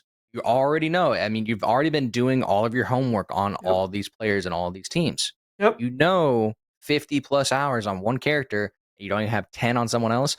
I mean, at the end of the day, just banning that person puts them at a disadvantage. And the 100%. Fact that they don't capitalize on that, it really questions whether or not they were really paying attention on what the heck was going on. Yeah. And you know, we know Mojangles. We know the guys over there are competitive people. Yeah, we know they have it in them to be competitive. And I will say, because you are also a Apex player as myself, Indeed. Competitive Apex isn't anything like this. It's a completely different ballgame. You have these band saves. You have it's search and destroy with a twist from Call of Duty. It's a completely different ballgame. So the competitive Apex guys, they're at a learning disadvantage. And I know I was when I first started playing this game. It took a lot to get into this hero shooter mentality, and it is a completely different game than anything else those guys are used to. Props to KC Birthright. They played on their strengths and they just steamrolled. Oh yeah, absolutely, man. I mean, at the end of the day, I view all games like a game of ping pong. I don't know if you guys have ever played ping pong or anything like that, but for instance, the whole point of ping pong is just to make sure that you always keep on hitting it back and watch the other teams make a mistake. You always put the ball in their court and then see how they react. If you do what you're supposed to do, you do your job at the end of the day, what will end up happening, man, is that the other team will most likely crumble and fall just because they end up making a mistake. You have to capitalize on those mistakes. And Mojangles had an opportunity not even to capitalize on a mistake, but prevent one from even happening from the get-go. Yeah, and that pick ban phase for the second map was... It was interesting for sure. Yikes. It was definitely interesting. Yeah. But nonetheless, it is nice to see KC Birthright get out and get a W or get a get a 1 in the win column. Absolutely. Right? So good for them. I definitely was not expecting a 2-0 series. If anything, I was expecting a 3-game series to really go on and just see how far we can even push it. To be honest with you, man, Mojangles has really put on a lot of really strong games. Whenever they played Pillarman in week 2, whenever they played Militia in week 1. That's what I'm saying. They got that competitive. They got that competitive drive. Like they have all of the eggs in the basket. They just need to do something with the basket. Yeah, no, for sure. At the end of the day, you just got to chalk it up. Just go back to the, just gotta go back to the, drawing board and see what you can end up doing. Whatever you can find out. But like I said, it's nice to get a one in the win column for KC Birthright. I'm excited to see how everything goes. And truth be told here, I'm actually excited for our next set of games here, if we're just gonna be truthfully honest. But we've got KC Strikers versus the Moonlights here as well. And honestly, I don't know exactly what the heck is going to end up happening between these two teams. I don't know what's going to end up going on because, I mean, at the end of the day, Moonlights is almost a 5. Correct me if I'm wrong here, but I do believe that they are one a 5 PC player. console. 5 console player, 1 PC player run here. And then you're going up against the second best team in the league, kind of following Nightshade here. You got Strikers. And then on top of that, I have received some information here just, to go ahead and put the ball back in our court. I have received word from multiple inside sources that KC Strikers has picked up a brand Black Widow player, Kovacs. Yes, and that's actually in my notes to talk about for when we come back from our break, because I have some insider tips too. Who are you talking to? Man, honestly, my sources range far and wide, just to be honest with you. They range far and wide, let me tell you guys.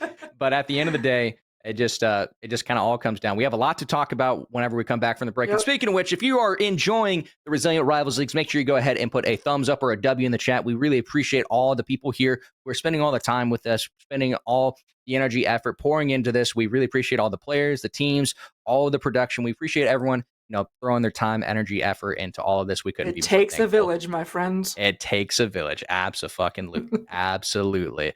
But without further ado, I think it is about time to go into our break. Guys, we're going to take about a 10-minute break just to make sure that we get everything all set up and sorted for game number 2, which is going to be KC Strikers versus the Moonlights. I hope you guys are ready and are excited for a awesome set of stuff going on into the next few games as well. It's going to be absolutely amazing. But without further ado, Lauren, do you have any final or finishing thoughts just to go ahead and put it in for this break?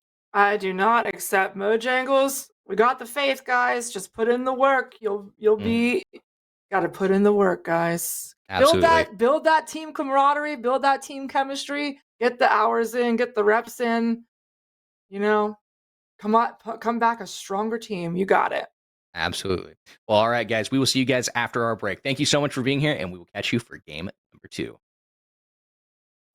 Hi guys, my name is Lovelier and I'm a content creator for Team Resilience. The best way to show off my resilience is with my favorite product, the Dear Person Behind Me hoodie. I love this hoodie so much, from the way that it fits to the color. My favorite thing about this hoodie is the message on the back. You never know what somebody is going through and you never know who's going to read it. So it means a lot to me that I could just spread a little bit of positivity just by wearing a hoodie. I wear this hoodie so much that it's not even white anymore. If you want to match me and get the same hoodie, you can use my code LOVELIER at checkout. And don't forget, orders over $100 US is free on shipping.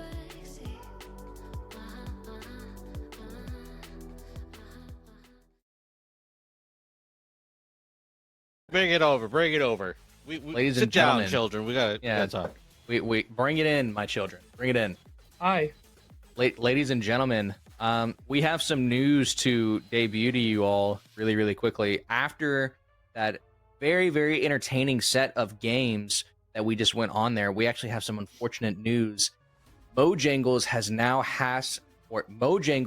has to forfeit due to an underlying or not underlying, but due to another complication with your schedule. And so the winner by default for the second round of games is Militia.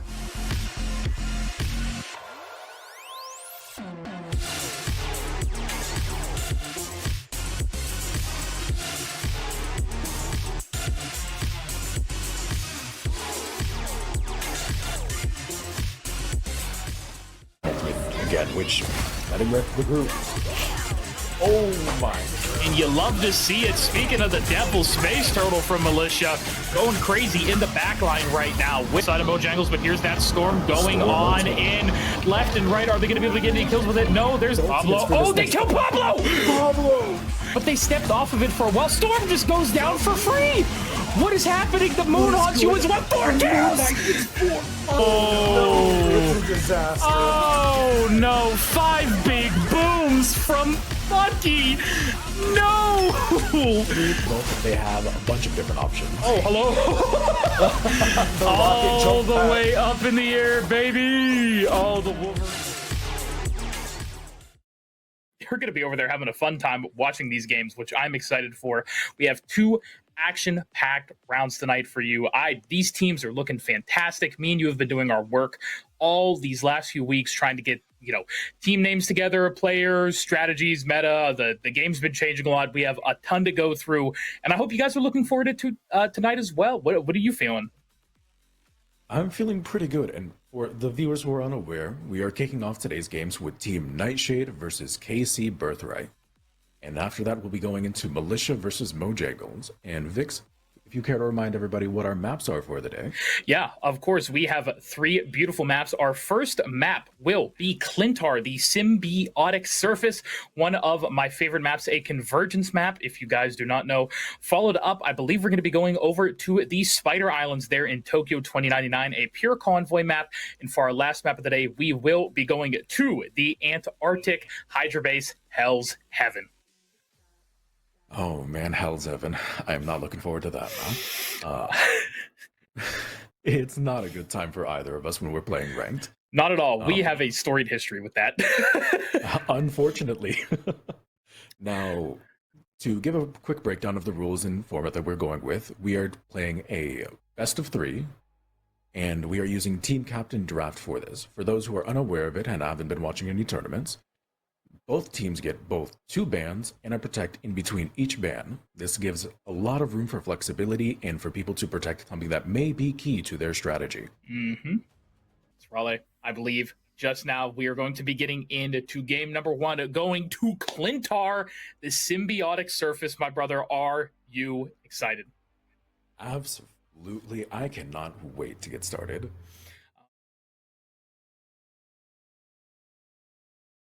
Militia with a very cool team, really cool team comp here. I mean, they're switching it up. How about we focus on Mojangles right now, who is running triple support, who just got nerfed. I'm not too sure about this one. I'm surprised by Militia's composition now. They seem to settle on their support line, but Space playing Captain America win. At least all the data that I've found says they're a support player. I will say with Mojangles as well. Oh, Aaron actually going to be already going down on the side of the defense. That's going to make it a 5. Oh, wait, that is. Oh my God. Okay. Oh my God. The triple support unfortunately fell there very fast, and I think that's going to be Militia. Okay, already taking the first point, Sorrel. I'm telling you, players, my goats. I love it. I want to see more of it. And I think this is the perfect game to do it. He is going deep. Oh my God. I like it. Oh, honestly. wait, there we go. He's going to get the BRB. Yeah, oh no. That is actually. Oh, whoop. Oh, you just locked him in with the. Oh. No, this is fine. This is completely fine. Rocket might have a lot of movement here. You see, actually, the defense, the Namor. Oh, no. Rocket's going to die just like that. No help in the back for the Rocket, unfortunately. No support? Oh, what's going on here? Full out attack on them already. This Namor's going crazy. The Storm ult able to pick up 3. 4 with the Storm ultimate. Feel that hurricane. And I'm sure they are feeling it. That's going to be so much distance. 2 on cart right now. Such great setup here as well. They do have a few ults on the side of basically all the ults actually up in the rocket on the side of Mojangles. So let's see how they're going to be able to use this. Assemble is happening actually there. Just oh my God, Space Turtle. He's creating so much space. Yeah. Oh my goodness gracious. And here we go, Magneto. What are we going to be able to find with this Sorrel? Oh, the Namor. Getting back into the swing of things, Militia does have 2 ultimates, and they're about to build up that devastating Storm ultimate again, which letting rip the group. Oh my God. There it is, the combo. Militia executing. Console players come out to support each other as well. I've seen so many people in the chat here to support Militia, and you love to see it. Speaking of the devil, Space Turtle from Militia going crazy in the backline right now with this Captain America ultimate. Diving in, Storm with 3. Storm. It's just looking... they just look fantastic. Final point here. Ult comes out, but I don't think it even gets anybody. Things are starting to fall apart for Mojangles.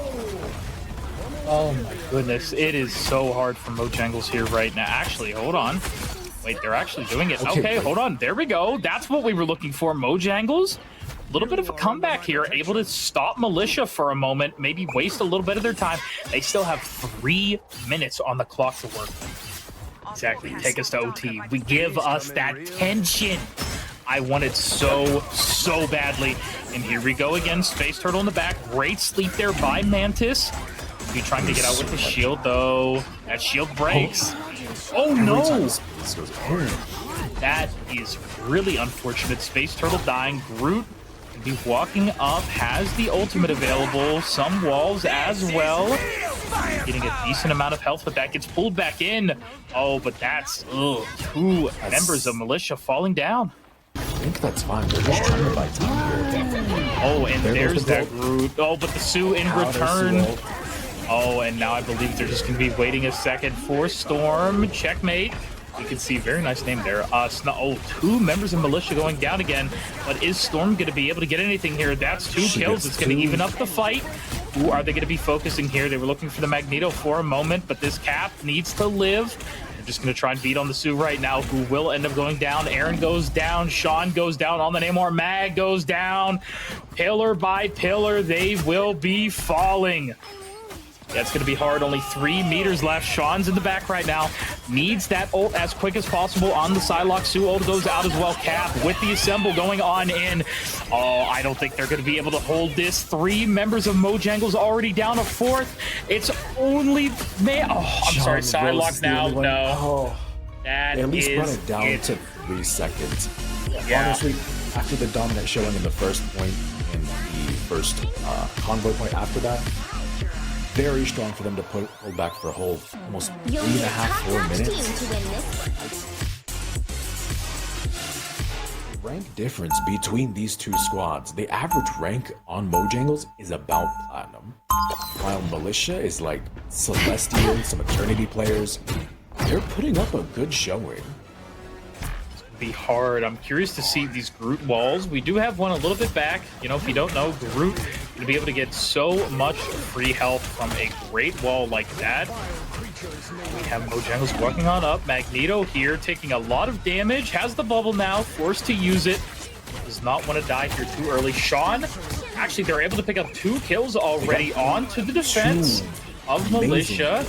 Yeah, that's too absolutely massive. No, yeah. I think they get first point off of that. Wow, this is exactly what I was just saying. Are they going to be able to take it easily? And they do. Oh, Space Turtle goes down there as well. Very unfortunate. They might have to pop an ult to be able to... Yeah, there we go. They're going to have to hold it with this Mantis ult. Unfortunately, Psylocke not going to be able to get too much out of that. Now they're going to have to find their way back into this. This card needs to be stopped soon. They do have a few ults on the side of Mojangles, but here's that Storm going on in left and right. Are they going to be able to get any kills with it? No, there's the Groot ult coming in as well. Sue pops hers. Sean going to be able to get a kill there onto the Mantis. A double kill. Now killing Storm as well. The defense is going down. This Psylocke is doing so much. Sean will eventually fall, but now Magneto able to kill. And look at this, the attack. They're just killing them one by one. What is happening now? This is insane. Militia now. We talked about Mojangles fighting their footing, and now guess what? They're going to have to do the same thing over here on Militia. Mag just about to go down, but a great shield by Sue into the bubble. Will be able to save him. There's the infinite ammo going out as well. They're trying to play this corner right now. The cover is so massive here. Who's going to be the first one to go down from either team? Amplifier out from the rocket. These walls are doing so much from the Groot, but already it's going to be a 2-for-1, 3-for-1. Is the defense, can Militia do it? No, they're going to lose this. And I believe they're just about to have the same amount of time that Militia did when they were attacking 4 in almost 5 minutes to get this pushed. Trying to hold the cart here. 3 minutes. Oh, 4 minutes to left, basically. The Magneto ultimate is coming out, and we're about to have a Punisher ultimate as well. Yeah, oh, there's one on the defense going down. Groot, what are we going to be doing here? Venomoose, are we going to be getting one here soon? Hello, everybody, once again, and welcome back from our break over here to the RRL. I am, of course, still Vix, joined by still Shuvy, and we're back. Once again, man, we're back. I am running on fumes right now, but that's okay because oh man, these games got me going though. These games, especially after the first 2, they really have me going. Yeah, that first game was definitely something that we experienced, but this time around we're now here for game number 2. It's time for Team Moonlights versus KC Strikers. Now this is a match. I've kind of given my thoughts on every single match pretty much we've had throughout the entire course of the weekend, but this one's a little bit of a question mark for me because I've definitely had some standout players for both of these teams across the board throughout the weeks that we watched so far.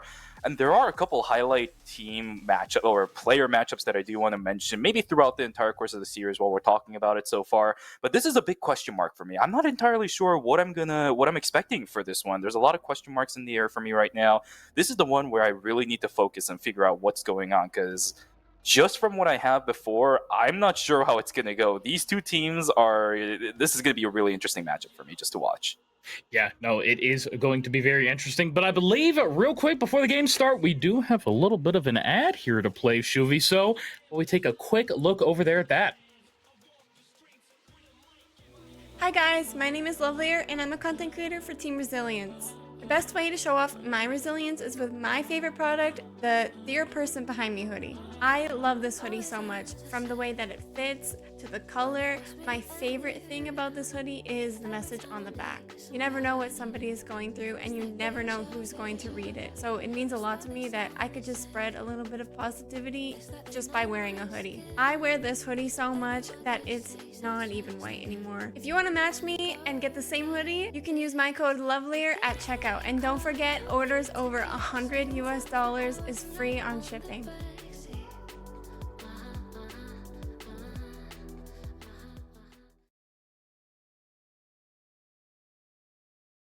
Welcome back once again on over here, and thank you for the wonderful ad as always. I love watching that ad. She has such a good way with the words over there. You know, it's beautifully done. And also a big thank you and a shout out to Crips, of course, for buying a bunch of that beautiful Team Resilience merch over there. Oh God, it is just wonderful. So a big thank you to him. But of course, before the games begin, we are going to send it on over now. You know, we have to leave here once again. We're going to be sending it on over to the analyst desk for a little bit of a pregame analysis. So Lauren, Fan, take it away, gamers. Welcome What's up, back, gamers? everyone. Welcome back. Welcome, Lauren. Wait, I think you're over here. Yeah, there you go. You're over this way. Okay, my camera's this flipped. way. Yes, I am. Okay. Okay, we're flipped. Jazz hands. But welcome back, Lauren. You feel Hey. refreshed and energized after your break? You ready to get into this whole game too? Yeah, I'm so ready. Let's do it. You want to talk about these teams a little bit here? Yes, I do, but also do just want to give a humongous shout out to Crips. Thank you so much for the huge order that you just put on our merchandise store, on the apparel store. You guys can find that over at teamresilience.shop. As you guys just saw with the little ad with one of our content creators, Lovelier. So I just want to say a humongous shout out. You guys get to be a part of the whole community, and you also get exclusive access to early drops, early discount codes, rewards, and all sorts of stuff. So if you want to go ahead and consider yourself a part of the Resilience royalty, make sure you purchase something off the TR shop, and then you'll be given one of the amazing tools to be able to see all the great inside information. And who doesn't love some Lovelier?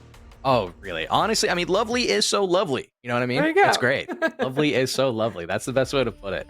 But yeah, no, let's, I'm interested to hear your thoughts real quick on both these teams. So we got Strikers and KC Moonlights. Strikers, another KC team going at it versus Moonlights.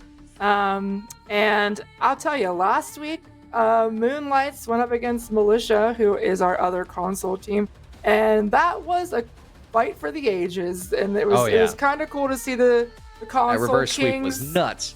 Reverse sweep go crazy, man. Go crazy. Oh, yeah. I mean, this team has running the same people that they ran last week. They are pretty tight when it comes to that team camaraderie, that team chemistry. So they got that one PC player, which is fine, whatever. But overall, as a team, I will go out on a limb and say that they are probably the most solid in terms of no subs, no roster changes, no anything crazy like that. They have kind of been pretty the same throughout the whole season so far since I've been here. And I'm excited to see Treadmill play. I think that they put on quite a show. They have quite a diverse hero pool, so that's really cool to say and see. And then we have KC Strikers, which is one of our front runners, a heavy hitter, and they just made some roster changes this week. So we'll be seeing 2 new players this evening, Kovacs and Eucalyptus. Kovacs is, I think, what you were kind of hinting on earlier is that Black Widow player who apparently is the best. Honestly, yeah, just from the inside information that I've been given and just told from everybody across the RRL and just seeing all the different information as well. To be honest with you, we might be getting a show today on Black Widow if Moonlights is smart enough to go ahead and ban Black Widow in the ban pick phase. We're going to see it, but granted, I don't know if they've done a whole lot of their homework. I don't know what the heck is going on. We're going to end up finding out and seeing what is going to happen with Moonlights and Strikers today. But truthfully, my personal opinion, I'm excited to see what's going to end up happening with Strikers. Obviously, I'm not sure if Octusiak is playing. I would love to see my boy Octusiak play. Okay, I'd love to see him there. We've also got Eris, Squirrel Hurler, Baiju, Ying. I mean, talking about it with Sarale too. I mean, I want to say it was Unbuilt and Baiju, who honestly, man, truthfully, probably the best duo DPS in the entire RRL so far. I mean, they are pretty great. I actually want to say Unbuilt was on Nightshade, so excuse me for that. Yeah. But okay, my fault. Excuse me. But no, the Strikers definitely have a very, very solid lineup, and they have a lot of great players on all roles today. I'm actually excited to see my boy Ying go crazy today with the low-key healers. If he's playing support, I'm actually very curious to see what he ends up playing today, because he's going to be a very versatile and kind of one of those roles who can really add a lot to a team. And I'm 100%. Just truthfully excited to see what options in all the different phases, I'm excited to see all the different variants of players and picks that we're going to be able to see today, just because it's going to be really, really wishy-washy. To be honest with you, man, this game is really based on momentum. It's really, really based on momentum.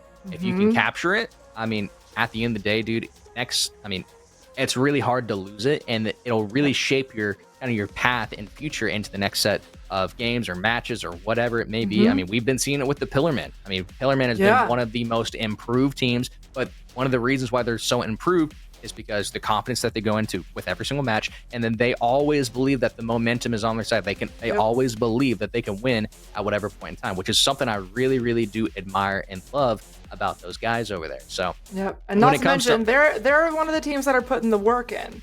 They're putting the work in on the off days. So if anybody can take some notes from any other team, I would definitely take notes from the Pillarmen, because they are putting the off air and off game scheduled days time in. So absolutely, that and it's apparent in their gameplay. But I'm excited to see what Strikers does here, because this is a little bit of a rebuilding phase for them. So we will see how today goes for them. Of course, we're heading over to Hell's Heaven first. I can't wait to see it again. It's so exciting. So like I said, domination matches versus these other 2 types of matches, completely different gameplay. You could run some crazy stuff on a domination match that you probably couldn't run on a Convoy or Convergence map. So no, absolutely. like magic. Someone magical in my ear said. It's crazy. Oh yeah, absolutely. Just like I don't know what it is. It must be the ghost voices or something. Who knows, right? I am haunted. There's medication for that, by the way. Just FYI. Just want to put that out there. I won't try it. Oh, good, perfect. You know, I definitely had one of those wild nights where it definitely felt like I took some sort of med, but probably not the other good one. But hey, listen, that is neither here nor there. Neither here nor there. But to be honest with you, man, just to even go down into that whole building phase that you're speaking of, which with Strikers. I don't know if you've ever seen the movie, but have you ever seen Bad News Bears? Oh my goodness, yes. Honestly, that's what this kind of feels like right now. You got Coach Buttermaker on the side, which is in the form of Octusiak. And then you've got, you know, I forget the guy's name, but like just basically the 12-year-old who could throw 100 miles an hour or some bullshit like that. I can't remember. But from what I've been hearing, that's going to be Kovacs. And if they don't come out and just dominate, then I'm never believing another word any of them say at all. True. 100%. Never. I agree with that statement. And then also just an update here. It looks like Eucalyptus is not playing today. We do have Squirrel Hurler in for KC Strikers. So we'll see what they're going to play because Eucalyptus was slated to be a healer. So I'm not sure if that's going to switch their current roster around a little bit or not. We shall see. Yeah, no, absolutely. I think we're still waiting on one more player from... We are waiting on one player from Moonlights. I am, you know, we're wearing many hats today, Fanatical. Oh, yes. No, we are. We are wearing I feel like so a hat many lady, hats. not a cat lady. There you go. So girl shit, whatever they say, right? Oh, hey, look, I think we are full now. Holy moly. It's like we're have the power or something like that. It's like that. It's like we're Cooper Flag playing in the NCAA March Madness tournament. That's what it really feels like. I feel like Cooper Flag right now. Yeah. Jesus Christ. All right, we're listen. Sutton Foster coming in to save the day and Thoroughly Modern Millie, you're welcome.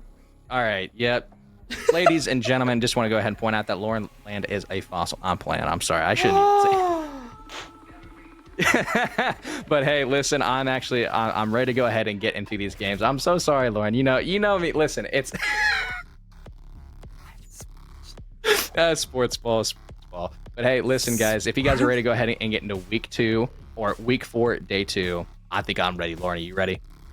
Oh, I guess, you know, I'll be a fossil over here on the side enjoying the gameplay. Thanks, Leo. Oh, goodness gracious. But yeah, I think we're ready to go ahead and send it back over to back the to the cast. non-fossils. How about it, to guys? the non-fast. Have fun. Yeah. Well, just indeed like Lauren, I am also wearing many hats today. But, you know, of course, we're going to be getting in the game, into match number 2 here today, back on Hell's Heaven. Yeah, many hats being worn. You know me, I love my hats. They're able to cover up the baldness, which is a metaphor for my self-worth. But of course, getting back into Hell's Heaven, we're gonna have a fantastic time here today. My God, dude, we've been together 4 years, and you still never fail to get me. Never. Ready. My headphones are even on backwards. All right, let's bring it into Hell's Heaven, because I'm gonna get these hats off. I need a moment to breathe while we're in ban and safe face for that. Oh my goodness. All right, here we go, guys. Back into Hell's Heaven for KC Strikers versus Team Moonlights. The analyst giving us a good amount of info on what we might see, because as I said, I have no idea what I'm expecting really from this lobby. But Kovac, I do remember somebody mentioning that Kovac is potentially that Black Widow player coming in, and it is indeed going to be the hover, at least for that one. And that's a big unknown now for the other side, right? Team Moonlights, they don't exactly know about this, so the Loki ban is going to come out. They know something about Ying. And this Loki ban makes sense. We've seen Ying play it before. Yeah. Yeah, no, we definitely have seen Ying play it before, so yeah, not too uncommon. The Bucky ban as well. Talked a little bit. Oh, there it is. Apologies for interrupting myself, but of course, Kovac's Black Widow gonna be saved on over here. Let's see now. The Thor say it's kind of God. I'm getting flashbacks already. I'm getting scared. I see. Oh, okay, a hella bit. Is that the entire? Wait, that's the entire team up just gone. Yeah. I guess nobody's gonna get revived unless we see a rocket. But do we get to? Please tell me for some reason we get to see a rocket ban. I know we saw the Bucky ban or ban Punisher. You know what? Ban Punisher. Let me see it. Hold on. Oh, fine. Okay. I thought I had it for a second, but that is okay. A Storm ban, just as good. Again, talked about it before. Storm, honestly, still in a great position despite her nerfs in the mid-season or season 1. I don't remember if it was in mid-season or season 1. I feel old at this point. But are we going to get to see the Jeff 1v1? Eris, What am I already going to be hovering it. That? That's a whole lot of heals right there, Shuby. That's a whole lot of heals. Yeah, I thought we were about to see a 0-4. I know we saw some funny stuff yesterday, but Falcio, we'll go back over onto the Thor. It's going to be a mirror matchup versus Lethal and Falcio. Now, this is kind of the reason why a lot of this matchup was kind of up in the air for me. Lethal versus Falcio. I think both of these players have been doing really good as Vanguard players throughout the weeks of RRL. And I know that they've been able to play the Thor, right? The fact that we're getting the mirror matchup right now, this is actually going to solve a lot of questions that I had going into this match. Whichever one takes away this specific round, I think I'm going to definitely put my cards on that team, because these Thors have been so monumental, I think, in making sure control goes over onto that side. We even saw it in the first set too. Yeah. These Thors can do a lot of work. Yeah, no, indeed. I love Thor. I'm a massive Thor believer, but hold on. You know, you are right. It is kind of mirror. You know, are you gonna be watching Kovacs more than anything though? Like, yeah, I know. I feel like that's gonna be like the pick of the week. You know what I mean? Anytime the Black Widow's picked, it's just like, how can you not enjoy this? You know what I mean? Yeah, on this map too, right? On the domination map, it's very closed quarters. You know, very not wide open. Widow doesn't have that many angles to take. I mean, I'm probably gonna be proven wrong here in a moment. She's jump shooting every shot right now. Yeah, I was really gonna say that's her big thing. I mean, and here we go. Already gonna be diving on in is Cap. Shield possibly gonna be broken already. Just trying to throw some out there. But already Lethal and the gang are going to be able to take it. Treadmill, I love Treadmill's cap so much. You know me. I'm a big cap fan myself, and Moonlights, it's just no exception here with Treadmill. Loving it so much. Oh, man. Well, 15% just about taken at the moment. Let's see how... Oh, my God. My apologies. God, Lord, that has just killed me today. Casey Strikers. Let's see how they're going to move back on in here. Baiju throwing these squids. Honestly, I love the placement so far. Okay. There's the slowing one as well to confirm that kill on the Lethal L. Right, the spears are going out. Ooh, but getting taken down by his own spears. Jack Daniels ends up grabbing that kill. Bubble forced out as well. Falcio able to grab one on the treadmill. There's that horn called on in. So far, they're going to just be able to hold the point. Moonlights doing some great things here. Yeah, for Jack Daniels, that Giganto might have not picked up any kills, but it denied about 4 people from walking in because they got knocked down from Giganto. So this is really good, I think, from the Strikers. Wait, is that Strikers? No, I think that's Moonlight.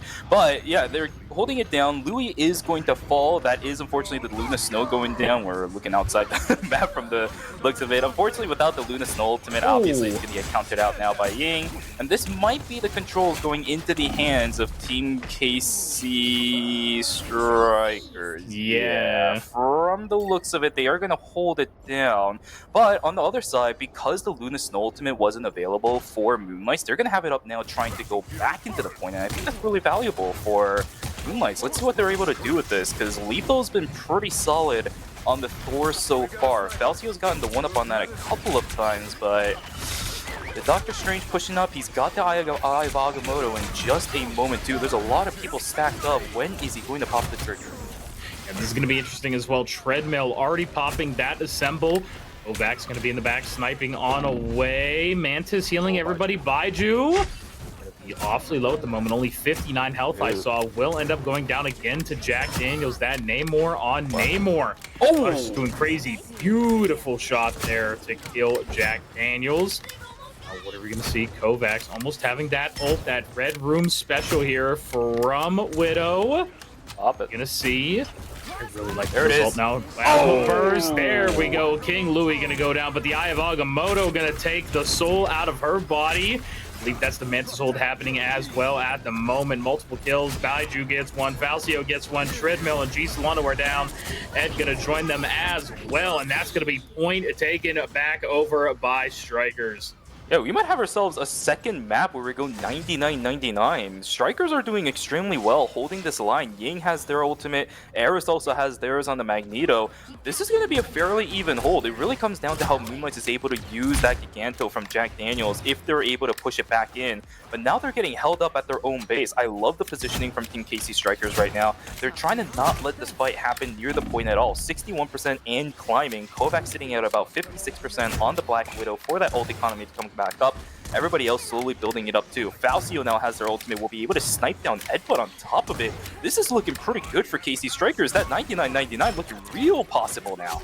Yeah, with Baiju getting another one, and my God, it's just left and right. They're getting such early picks before Moonlights can even get onto the point.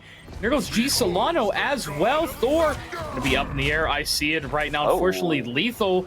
God, the Lethal might be onto himself at the moment. Yeah. More. That horn is calling. We can see it here possibly soon, and that is a portal. Hello.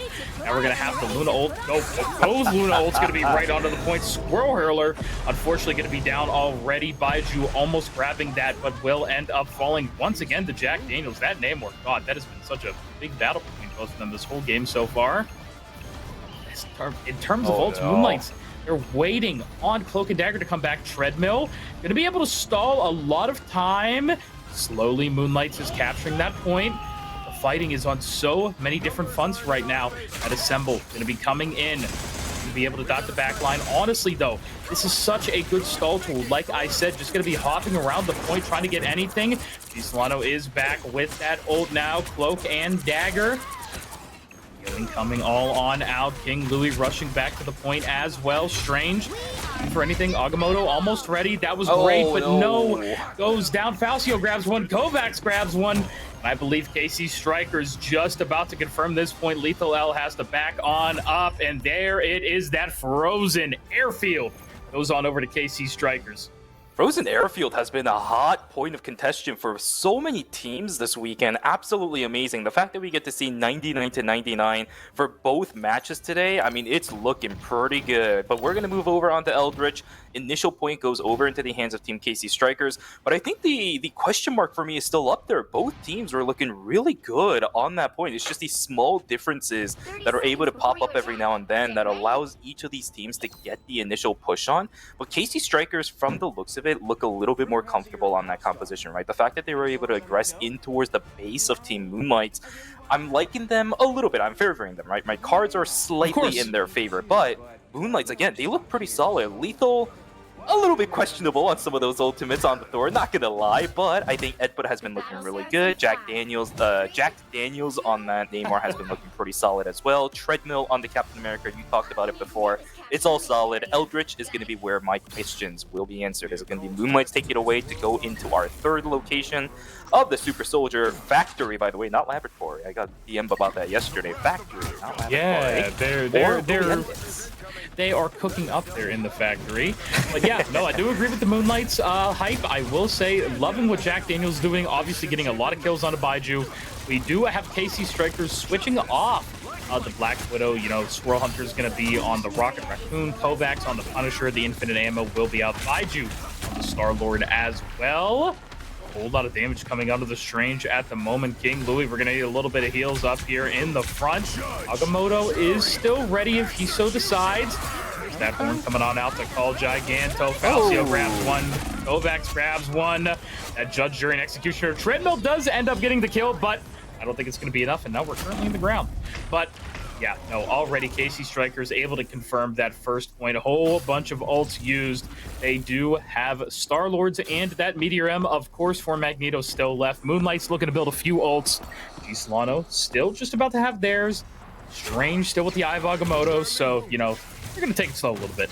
For sure. Ying has been really, really solid on this Luna Snow so far. Their ult timings have been absolutely perfect. Louis has been slightly lagging behind, but this might create an opportunity once again for Team Moonlights to start pushing on through. Let's see if they can do it. 90% on that Luna Snow. Edbut still holding onto the Eye of Agamotto, but G Solano unfortunately falls down before the Cloak and Dagger has the opportunity to even ult.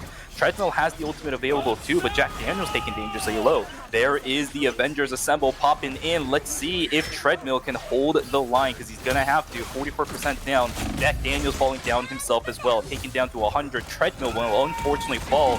King Louis does end up popping the Luna Snow ultimate, but the Captain America is already dead, and Snipe Down is going to be the Luna Snow in the middle of their ultimate too. Yeah, that is really unfortunate. That Galactic Legend out from Baiju on the Star-Lord with the red fit. Absolutely loving it. But man, Casey Strikers looking just so good here on this second point. I don't know if we're going to see Super Soldier Factory, but Moonlights has to figure out the solution to their problems fast. They're trying to kill Baiju. It's going to be so hard when that Star-Lord is going to be everywhere. But yeah, it looks like, and before I can even talk about it, Kovacs takes that spider route of their web, and only 17% left. Moonlights, like I said, you got to find it fast. They really have no time to work with. Baiju able to find one Eris as well on the G Solano. That's a DPS and a healer down. These strategists going down is the real killer there. Oh, it's so rough. Lethal L getting onto the point, but is this Thor going to be able to do what they want? Luna goes down. This is just not looking good. And as we look towards the big Eldritch monster, I think that's just going to be it for map number 1. KC Strikers with a clean 2-0 here on Hell's Heaven. Extremely solid gameplay from KC Strikers. Once they got the point, never let it go in Eldritch. Congratulations to them for taking away the first map. But my, oh my, I will say again, I'm going to point it out one more time. Ying definitely getting the one-up against King Louis this match around. Kovac landing some amazing shots as the Black Widow during that Frozen Airfield. Now in Eldritch, this Punisher gameplay coming out next level. DPS levels off the chart for that player as well. I know we were highlighting the Black Widow for that player earlier on, but seems like they can also play the Punisher too. That is a very, very scary combo for DPS picks. You get one super far away character, you get another one that can just kind of hunker down and hold the ground. Very, very adaptable and versatile player. That's going to be a scary factor for KC Strikers. Yeah, no, going to be very scary indeed. And for Kovac's first time I'm seeing them, honestly, great plays. I believe they are a one above all, if not eternity level Black Widow player, which, you know, if you know anything, that's top 500, you know, just top 1% of the 1%. You know what I mean? It's like absolutely insane. So for a great first showing on them, KC Strikers taking away a clean Hell's Heaven. But like I said, honestly, Moonlights not looking that terrible. Still liked what a lot of those players were doing. Jack Daniels and all of them, just great jobs there. Great Namor plays. As you can see, they just weren't able to find too many of those final hits. Unfortunately, Ed not able to get one, and of course the healers not asking them for any. But you know, it's still just unfortunate. Yeah. Hopefully, maybe the next one they're going to be able to find something. It just looked very rough at the beginning, but just it wasn't. I don't even know how to describe it in my head right now. I still love what they were doing. Maybe it's gonna, you know, a bit of a different draft next time. Yeah, there was nothing wrong, in my opinion, with how Moonlights played. That's the thing, right? They didn't do anything wrong, but in the end, KC Strikers just did it better. But maybe the one slight thing that, off of my head, obviously the analysts are going to have more things to say about it, but Solano got picked off a few number of times before the fight started when they had their ultimates available. And same thing for Louis, right? Especially during Frozen Airfield. So maybe the timing needs to be worked out a little bit there for the Moonlights if they want to improve how they're going to go through. There's a lot of things that could have happened for that team, but again, nothing wrong. Yeah, nothing wrong overall, but, you know, they're just going to have to work on it for map number 2 when we go to Spider Islands. But for right now, let's send it on over to the analyst desk. Y'all, take it away. Man, oh man, oh man, oh man. Holy crap. Honestly, what are we thinking? Do we think the hype was real, or do we think it all just kind of was overhyped? You know what I mean? Talk to me a little bit, Lauren.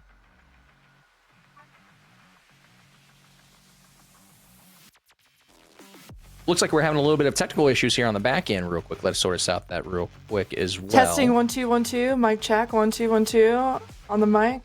I think she is all good to go. Okay. Sorry. I don't know how that happened, but okay, whatever. All good. Hey, no worries. I was going to say that you can definitely tell that Kovacs is a very seasoned, very adaptable player. There were some crazy shots from the Black Widow there. I don't know if Hell's Heaven is the Black Widow map to showcase your Black Widow talents on. A lot of narrow hallways, lots of things get in your way, like in terms of like map architecture and whatnot. So I would like to see them play it again on Spider Island.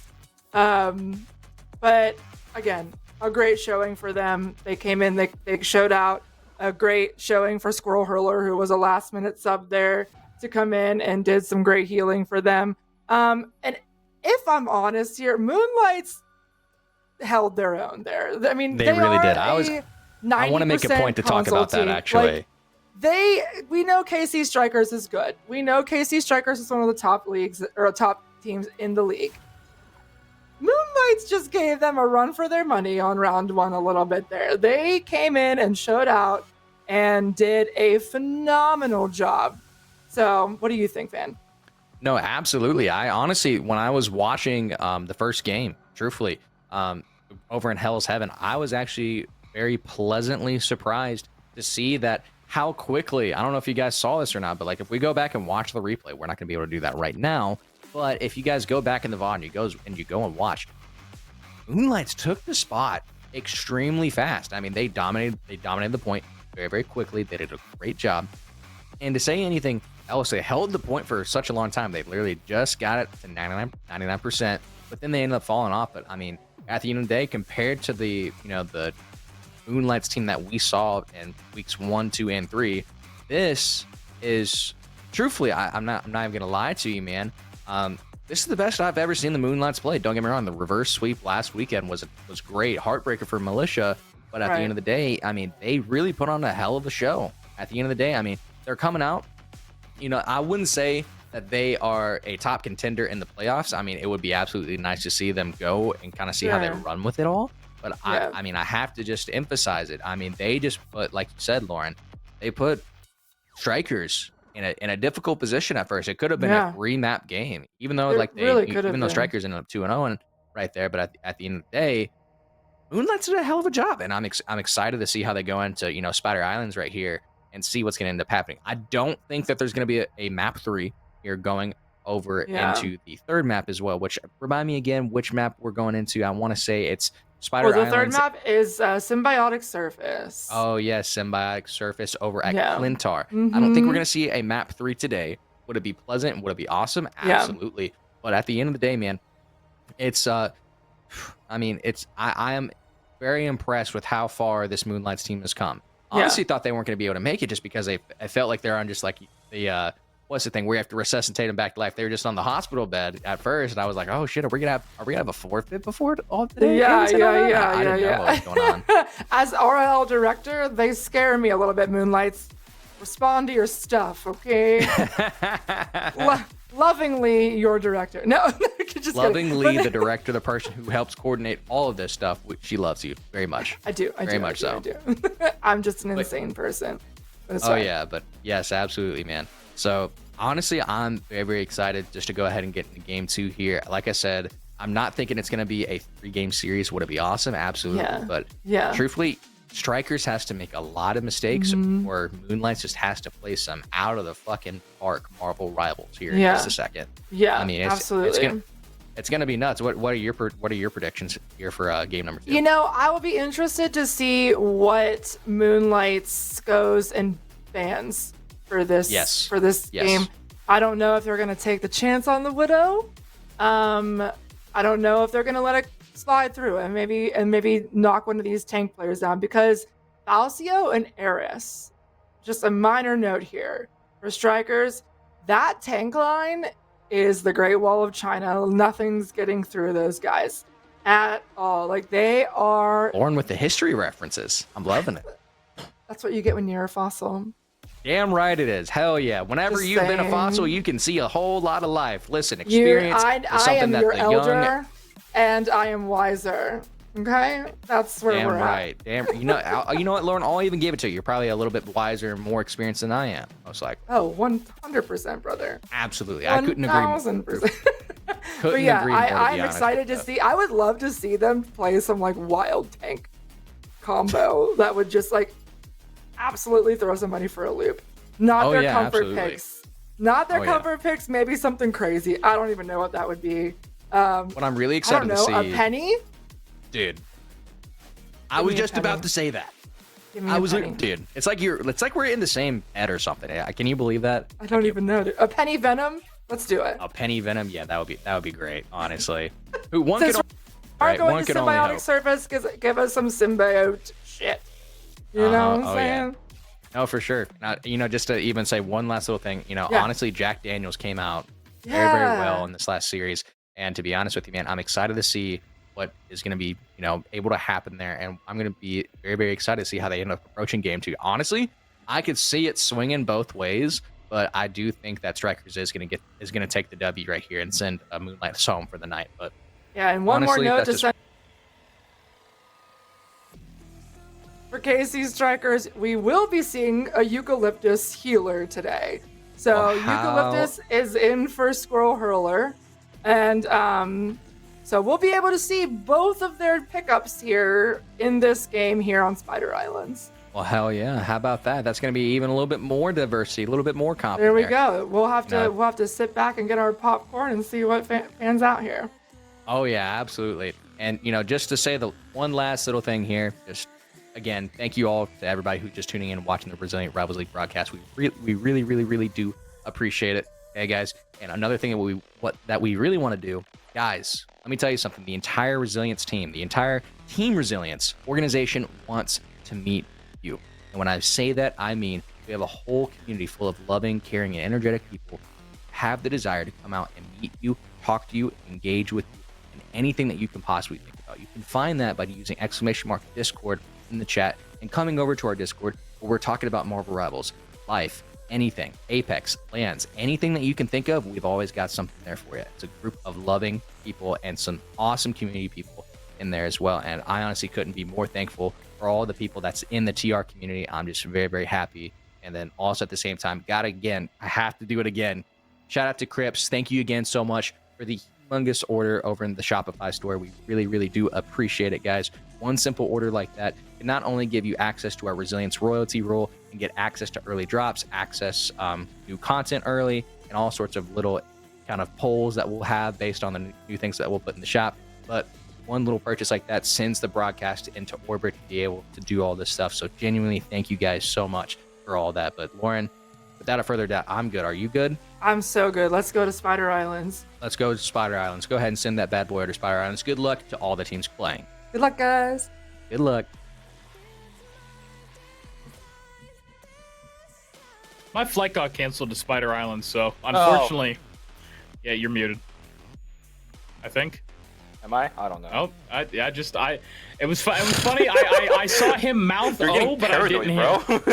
Dog, Lauren was muted. I was muted. You could be muted. We're all muted. Like I just don't hear anything anymore. We're being silenced. No, actually, VMix's agenda doesn't like me, but I don't know what it is. But I guess, our flight wasn't canceled. We're over here, Tokyo 2099, baby. I'll see you in 74 years, Shuvi. Yep, indeed. Alrighty, here we are. You're living in the future. I'm living in the past. These guys, though, are living in the present. Here we are, both again for Team KC Strikers versus Moonlight. Back at it again onto Marvel Rivals. Let's see what the ban and save phase is going to look like. I'm starting to get adjusted to this. Look at that. You ain't going to be targeted out. Ban and save or save and ban? S and B or B and S? You know what I mean? Mm-hmm. What are you thinking? What flows off the tongue better? I don't know. BNS flows a little bit better. That's Blade and Soul. So we're going to go save and bans, Okay. So, That's true. Yeah, true. Yeah, exactly. So now, of course, like you said, the Loki banned out once again, which I was a fan. Anyways, now on... You and I heard it. I don't know if anyone else. Well, I don't know if that was... Oh my we goodness. are unhinged today. All right, so up until the Bucky and Black Widow, it's been consistent, but then the Doctor Strange coming out, that's a little bit of a different one for the save, and then the Hella once again too. So the Thor is going to be left up in the question mark right now. There is the ban onto the Captain America that's going to target Treadmill a little bit, which I think is really nice because Treadmill did a lot to kind of distract the members of Moonlights in Hell's Heaven. If you can do that in Spider Islands, man, there are so many corners that you can take that you're just going to get completely rolled around. I love that Captain America ban. Yeah, no, I'm a big fan of it as well. It wasn't really a pain point, more as it was just like a point of contention in Yes. general. And I honestly really like it. As you said, it's going to stop a lot of stalls. Of course, with Captain America's ult, you know, you can just sit there, run around for a solid 20 seconds, you know, do whatever you want. But now here on the defense, Eris will be pulling out that Penny Parker. Falcio on the Strange as well, which does make me happy. I'm a big fan of this comp, honestly, from Strikers. Yeah, me too. I will say both sides of the coin are looking pretty solid. I can see what the idea is on Spider Islands for both of them. Although I feel like this kind of setup, exactly as it is for both teams, might not flow through when we start flipping sides, but I can see what they're trying to do with the respective sides they're on. We are going to get the Penny Parker coming out. Pretty sure Lauren's going to be happy about that one. Spider Islands, finally seeing a spider this time around too. Let's see how this goes. How well is the convoy going to be pushed out as the round will officially begin? This is potentially where the teams are going to be pushing on towards later down the road. Let's see if they're going to be able to do it, because here we go. And also point, going to be a little bit annoying. Of course, we got the Punisher turret online. We've also got the Spider Net online too. It's going to be a bit annoying for these attackers to push on through, but the Thor is in position. Everybody else getting in position too. Let's see what can happen. Yeah, very interested here. Bridge is going to break overhead, giving the attackers a little less room to work on up there. But yeah, already walking into that. Eris with a pick on a King. Louis Kovacs as well, able to take down Jack Daniels. Another one. Magneto goes down. And I guess...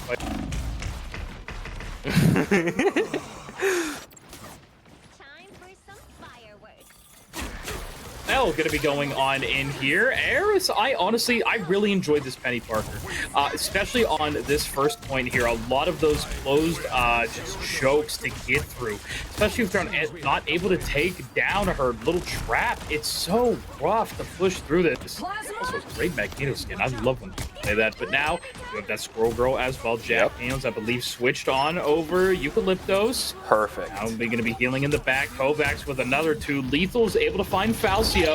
But is this going to be enough? Penny now going to be running on in with that spider time. Kovacs gets another one. Another one. Not even playing Bucky. Again and again. Eris taking down Treadmill on that Strange. And it's looking very, very hard at the moment for Moonlights to even get out of their spawn.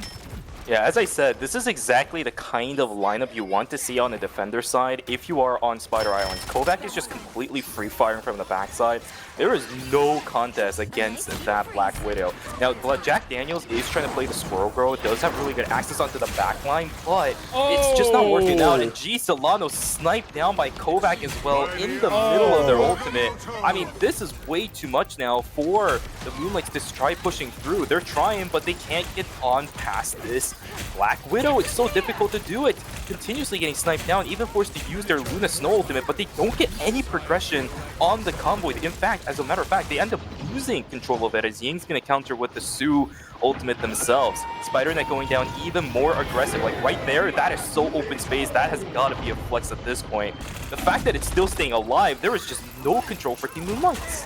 So hard, that Gru wall, honestly, just allowing them to take so much space, and it's not even on the same team. Yeah, here comes Magic trying to do anything. Lethal L, kind of doing a Hail Mary almost at the moment, even with 60 seconds left.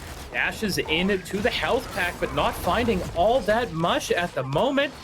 Trying to look for anything here. Jack Daniels as well. Just sending these on through. The healing is so incredible right now. Okay, there we go. Time is out, but yeah, there's the 2 picks that you really need. Gonna make it 3 over here. Treadmill with the double kill. That was very nice. Casey Strikers down to half strength at the moment. Baiju trying to sit in the back, kind of, you know, just fiddle with them any way that they can at the moment. Not too many ults for KC Strikers coming on back. Falcio might be using the Strange Portal to get back fast. Oh, this Penny. Oh, no, that was looking rough there for a second. Yeah, and here it is. They're all going to be coming right out of the top of the Strange Portal. We're trying to wall it off, but will it be enough? 30 seconds left here on this push, Shuvi. Oh, Baiju with 2. Is that the... Oh, yeah. That's just... Okay. He's legendary, all right.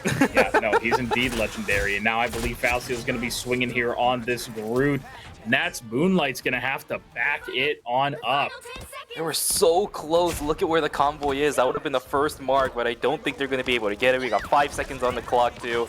convoy a little bit far away. Are they going to be able to reach it? Absolutely not. That's going to be it. KC Strikers will hold down Team Moonlights before even the first checkpoint. 108 meters is all they have to work with. Can Moonlights hold? Are we going to be able to go into Symbiotic? I think the analysts might be right on this one. The chances are looking very, very difficult for Moonlights. It is definitely a non-zero chance for Moonlights, but at the moment, it's just the cards are stacked up against them. If you gotta find picks. You're gonna have to find them somehow. I don't know where they're gonna be.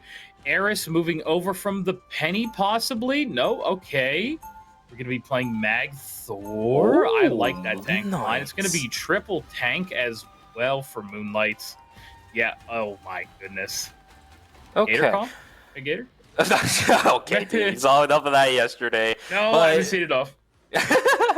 But this is what I mean, right? As soon as we start flipping sides, the team compositions are going to completely change. Now, it might have not changed too much for Strikers, but with Baiju swapping over into the Moon Knight, if this is locked in, it's completely different than what they were trying to do with the Star-Lord, right? The Star-Lord was just being annoying on the defending side, but this time when they're attacking, this is a lot more aggressive. Again, in Spider Islands, a lot of buildings, a lot of hiding locations. This Moon Knight can just completely rip the members of Moon Knight a new one at this point. Kovac sitting at the front side, trying to push away the members with these shots as well. They got their work cut out for them, Team Moonlights. With the triple Vanguards, they're going to have to try holding. The only sole source of duelist they have is going to be Jack Daniels. This Squirrel Girl has to land a lot of nuts. Oh, never mind. She did. And already. At least King, the rocket beacon able to res Jack Daniels, but is the tempo loss? Yeah. Oh. Kovacs does go down. Baiju gonna pick up another one. Falcio picks up one. It's looking rough already. Oh, God. This is not good for them at all. KC Strikers just mowing through the competition at the moment. Moonlights down member by member by member, and now Lethal takes the health pack, but I don't even know if that was... I don't think taking a health pack in that situation is the right call. You're just going to stagger yourself, even if it's for an extra second. You never know how much it's going to matter. You need to just die. But Kovacs finding King Louis. The rocket goes down. And the amount of space these Vanguards are taking is just incredible. I think it's curtains, Shuby. I hate to say it. It's curtains. I'm sorry. I think they needed something at this point to dive the back line. Instead of running the triple Vanguards, like, I see what you're trying to do, but that's it. You don't have the damage to knock down anybody else. You can't push through. That's going to be it. A quick 2-0.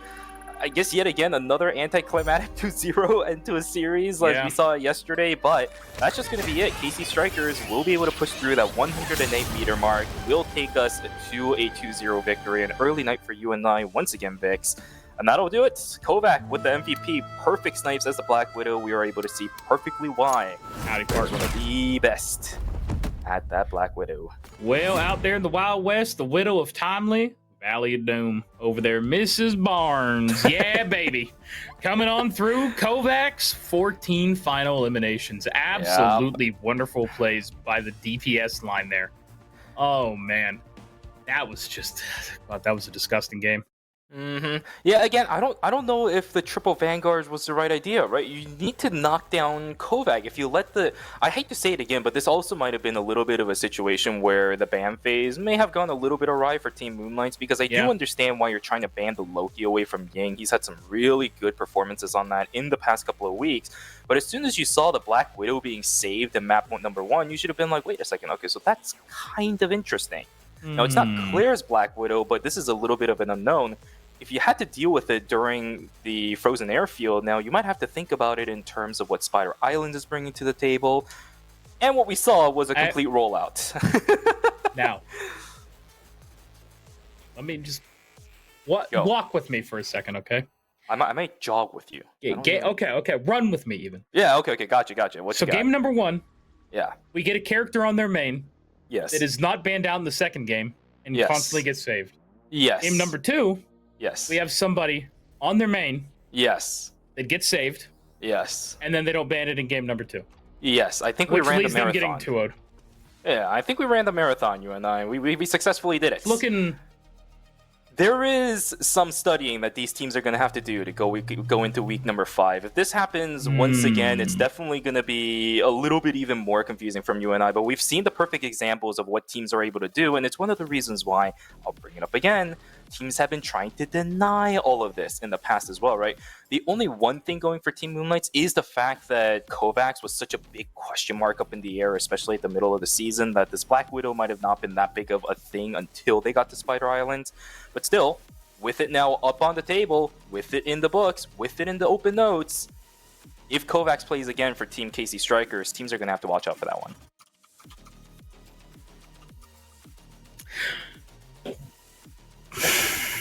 Send it over to our analyst desk for let's just send it over to them. Oh goodness, Ix, you have a way with words, my friend. And listen, all I gotta say is, listen, man. If you were a dad, I know the belt would be coming out right now. If you were one of the parents of the, That's a wild call. sorry. Okay, anybody who's been sorry, watching all night, fan is just unhinged at this point. Okay. What can I say? Someone What can I come say? get this guy. Someone Listen, come get him. Listen, the only sort of value prop that I have in this whole thing, I am not as charming and as sexy voiced as Sorale. I do not have the same passion or the enthusiasm that Aluk does. The only thing that I bring to the table is my unhingedness. And unfortunately, not a whole lot of smarts. But guess what? We're still here and we're doing the damn thing, aren't we, Lauren? That's right. That's right. I am not the walking human Excel sheet, and I am not suave like Aluk, but here we are. Oh, right, exactly. I mean, we're just doing the best that we can with the tools that we have. I'm just a girl. You're literally just a girl, from what she says over here at the Resilient Rivals League, ladies and gentlemen. Man, at Bix, you pointed out such a great little thing over there, just to kind of even speak a little bit more volumes on it, man. You know, not identifying patterns and not identifying the really key things inside of these players' games is going to be the biggest thing holding them back and preventing them from moving forward in this league. I mean, if you don't get magic off Magic M's, or if you don't get Magic M's off Magic, right, with KC Birthright, I mean, at the end of the day, you're going to let the guy go wild. If you, for instance, if you do not get Kovacs off of Black Widow, then you're just throwing at that. You really have to analyze and investigate who is doing what. And at the end of the day, you have to think about who's causing you the most pain and pressure points. And sure, we're not in the VCs with these teams. We're not hearing the comms. We're not listening to any of these things that these guys are saying, right? Guys and gals, excuse me. I don't want to be just not inclusive. But at the end of the day, right, we don't know what's going through their heads. But it's really hard for me to not think that those would not be pressure points and pain points that you would have to immediately get rid of. Not only is the stats up there, but the Magic M's. I mean, listen, look, he drops 40. How do you not ban that? Then you see Black Widow, you see Kovacs. How do you not ban that? And what's even funnier to me is that they banned Bucky from being there. And don't get me wrong, is that a relatively good ban? Yes, it is. But I'll tell you what, man, I've got a whole lot of respect for teams like Pillarman and teams like, Nightshade. What I can say to them is they are coming back to these VODs every single week and they are reviewing and studying. Okay, listen, winning is not just about coming up and being better than the other guy. If you fail to prepare, then prepare to fail. Quite literally. And at the end of the day, it does not matter how much mechanical talent you have. It does not matter how good or how talented you are at something. The person who works harder than you will almost 9 times out of 10 beat you. And at the end of the day, it's a little bit more apparent just to show up there. Unfortunately, game 1 didn't go as well as we planned with Mojangles, or the whole series 1 didn't go as we planned. But I still am very, very proud of the Moonlights for coming out tonight and really showing out and displaying a whole lot of good. They did not give up. They came in every time they respawned. They went right back in with the same go get 'em attitude. Obviously there is an apparent skill diff there, which is fine. That is fine, because guess what? If you aren't at that level, you can build yourself to that level. You can always improve. Absolutely. You can always improve. If you're just stuck where you are and you've reached the top and you're just hanging up there by yourself, Use then the change. Yep. you know, like, then that's, if if you're in that improvement stage and you're willing to improve, the sky is the limit. You can do whatever you want with that.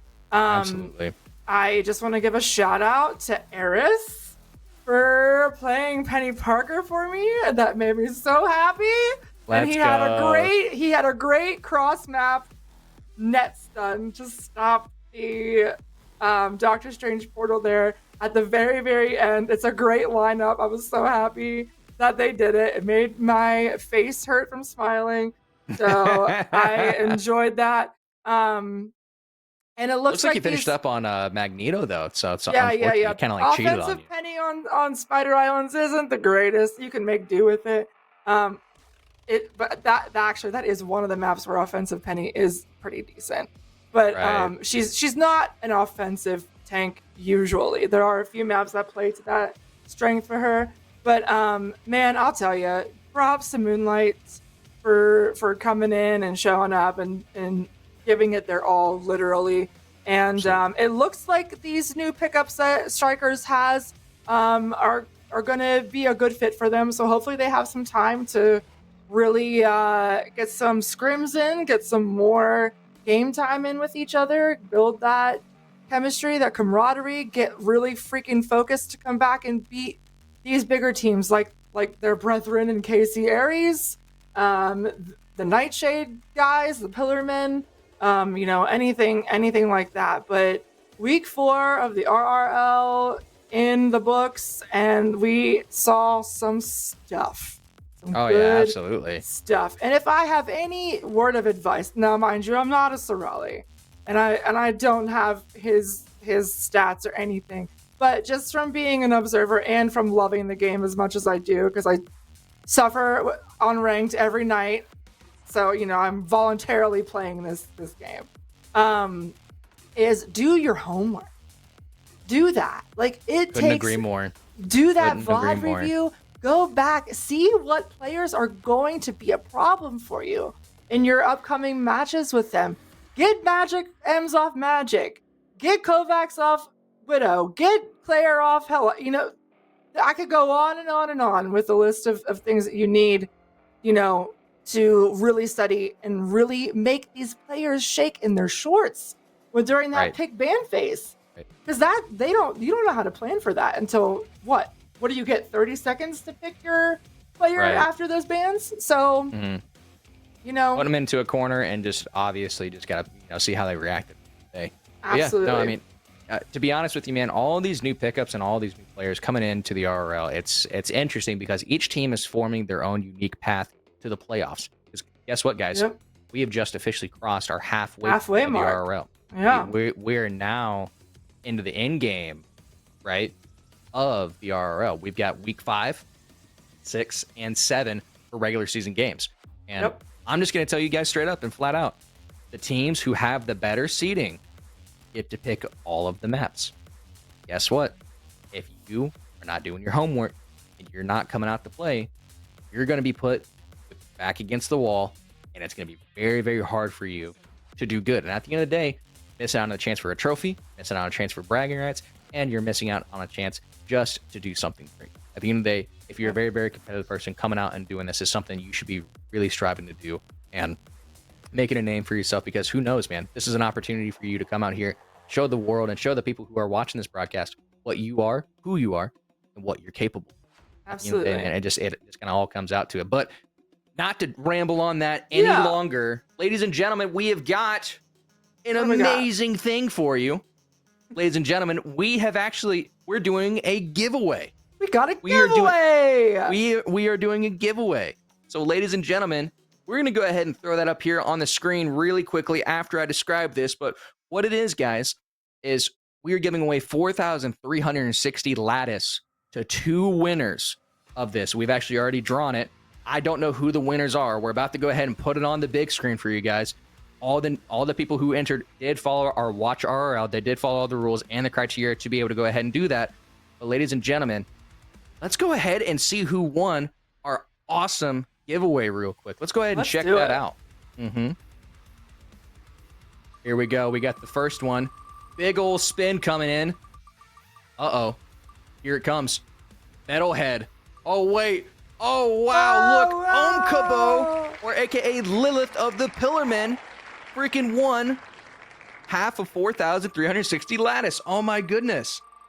And then we got the second one. Here we go. It's coming. Oh, my goodness. Wait.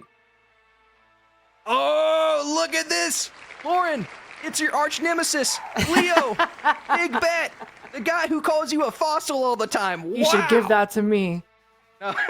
Just kidding. How about that? For all Congratulations the to bullshit he Omkabo. puts me through, this man. Just kidding. Congrats, guys. That's so fun. Congratulations to Omkabo, aka Lilith, and Big Bet, aka Leo Lifeless of both Pillarman and Mojangles. If you guys go ahead and DM both of us, or you can DM either me, or you can DM Do Duffy, and we can go ahead and get those prizes sorted out ASAP for you guys. You have 24 hours until there is a redrawn put on the Watch RRL Twitter. So thank you all for competing. Thank you all for watching the RRL. Thank you all for following the Watch RRL Twitch channel, or Twitter channel, by the way. Thank And if you you so much. haven't, do it now. Exactly. But ladies and gentlemen, filled with tons of gratitude tonight. Thank you all so much for being out here. Lauren, thank you for being my co-analyst tonight. We were stretched thin on the production side, but guess what? We made it work, didn't we? We did. It was wonderful to be here. Thank you for letting me be here. Oh, no, thank you for being so kind and gracious to be on the scene with us. And then I also like to give a humongous shout out to the best duo that we've got right here, Mr. Vixeras and Mr. Shubi Senpai. So thank you, boys, for being here. And I would like to go ahead and get their final words before we go ahead and close out the night with the RRL. And by the way, chat, rate the drip 1 through 10. I got the rolly. I'm playing. No, let's go ahead and send it over to the casters. Thank you all so much for 10 out of 10. 10 out of 10. 10 out of 10. Drips rated. I'm 10 out spent. of 10. Okay. I slept for 4 hours last night, just to give a little bit of a backstory. Yeah, Yeah, you were telling me about that one before we started. Well, today was definitely a day of Marvel Rivals, though. I had a lot of fun throughout the course of the weekend. We had some interesting things happen, and then even more interesting things happen over the course of the weekend, Vix. Week 4 will forever live in my hearts. Well, week 4 is going to live in my heart for another reason. Because if you're a fan of Transformers, instead of Optimus Prime, you can use your Twitch Prime on the Team Resilience that we just got this weekend. Because for the first time, we are finally affiliated. So if you have Twitch Prime or possibly $6 in your pocket, we cost a cup of coffee. You can keep us going. It's like one of those old commercials where it's like for pennies a day, you can keep the Team Resilience production team going. So if you want to help support us, you're more than welcome to. You see, in the arms of an angel. Look at this face. Well, I don't look like I'm gonna go hungry anytime soon, but I could. So if you guys would like to support us, don't forget to sub to the Twitch channel. Shuvi, any closing remarks from you? Yeah, I'll see you in week 5. I'll see you in week 5. Chat, we'll see. Yeah, we'll see you back here next weekend, Saturday and Sunday, 7 p.m. Eastern, for more exciting matches. Duffy, run that ad. We'll see you guys later. Hi guys, my name is Lovelier and I'm a content creator for Team Resilience. The best way to show off my resilience is with my favorite product, the Dear Person Behind Me hoodie. I love this hoodie so much, from the way that it fits to the color. My favorite thing about this hoodie is the message on the back. You never know what somebody is going through and you never know who's going to read it. So it means a lot to me that I could just spread a little bit of positivity just by wearing a hoodie. I wear this hoodie so much that it's not even white anymore. If you want to match me and get the same hoodie, you can use my code Lovelier at checkout. And don't forget, orders over $100 is free on shipping.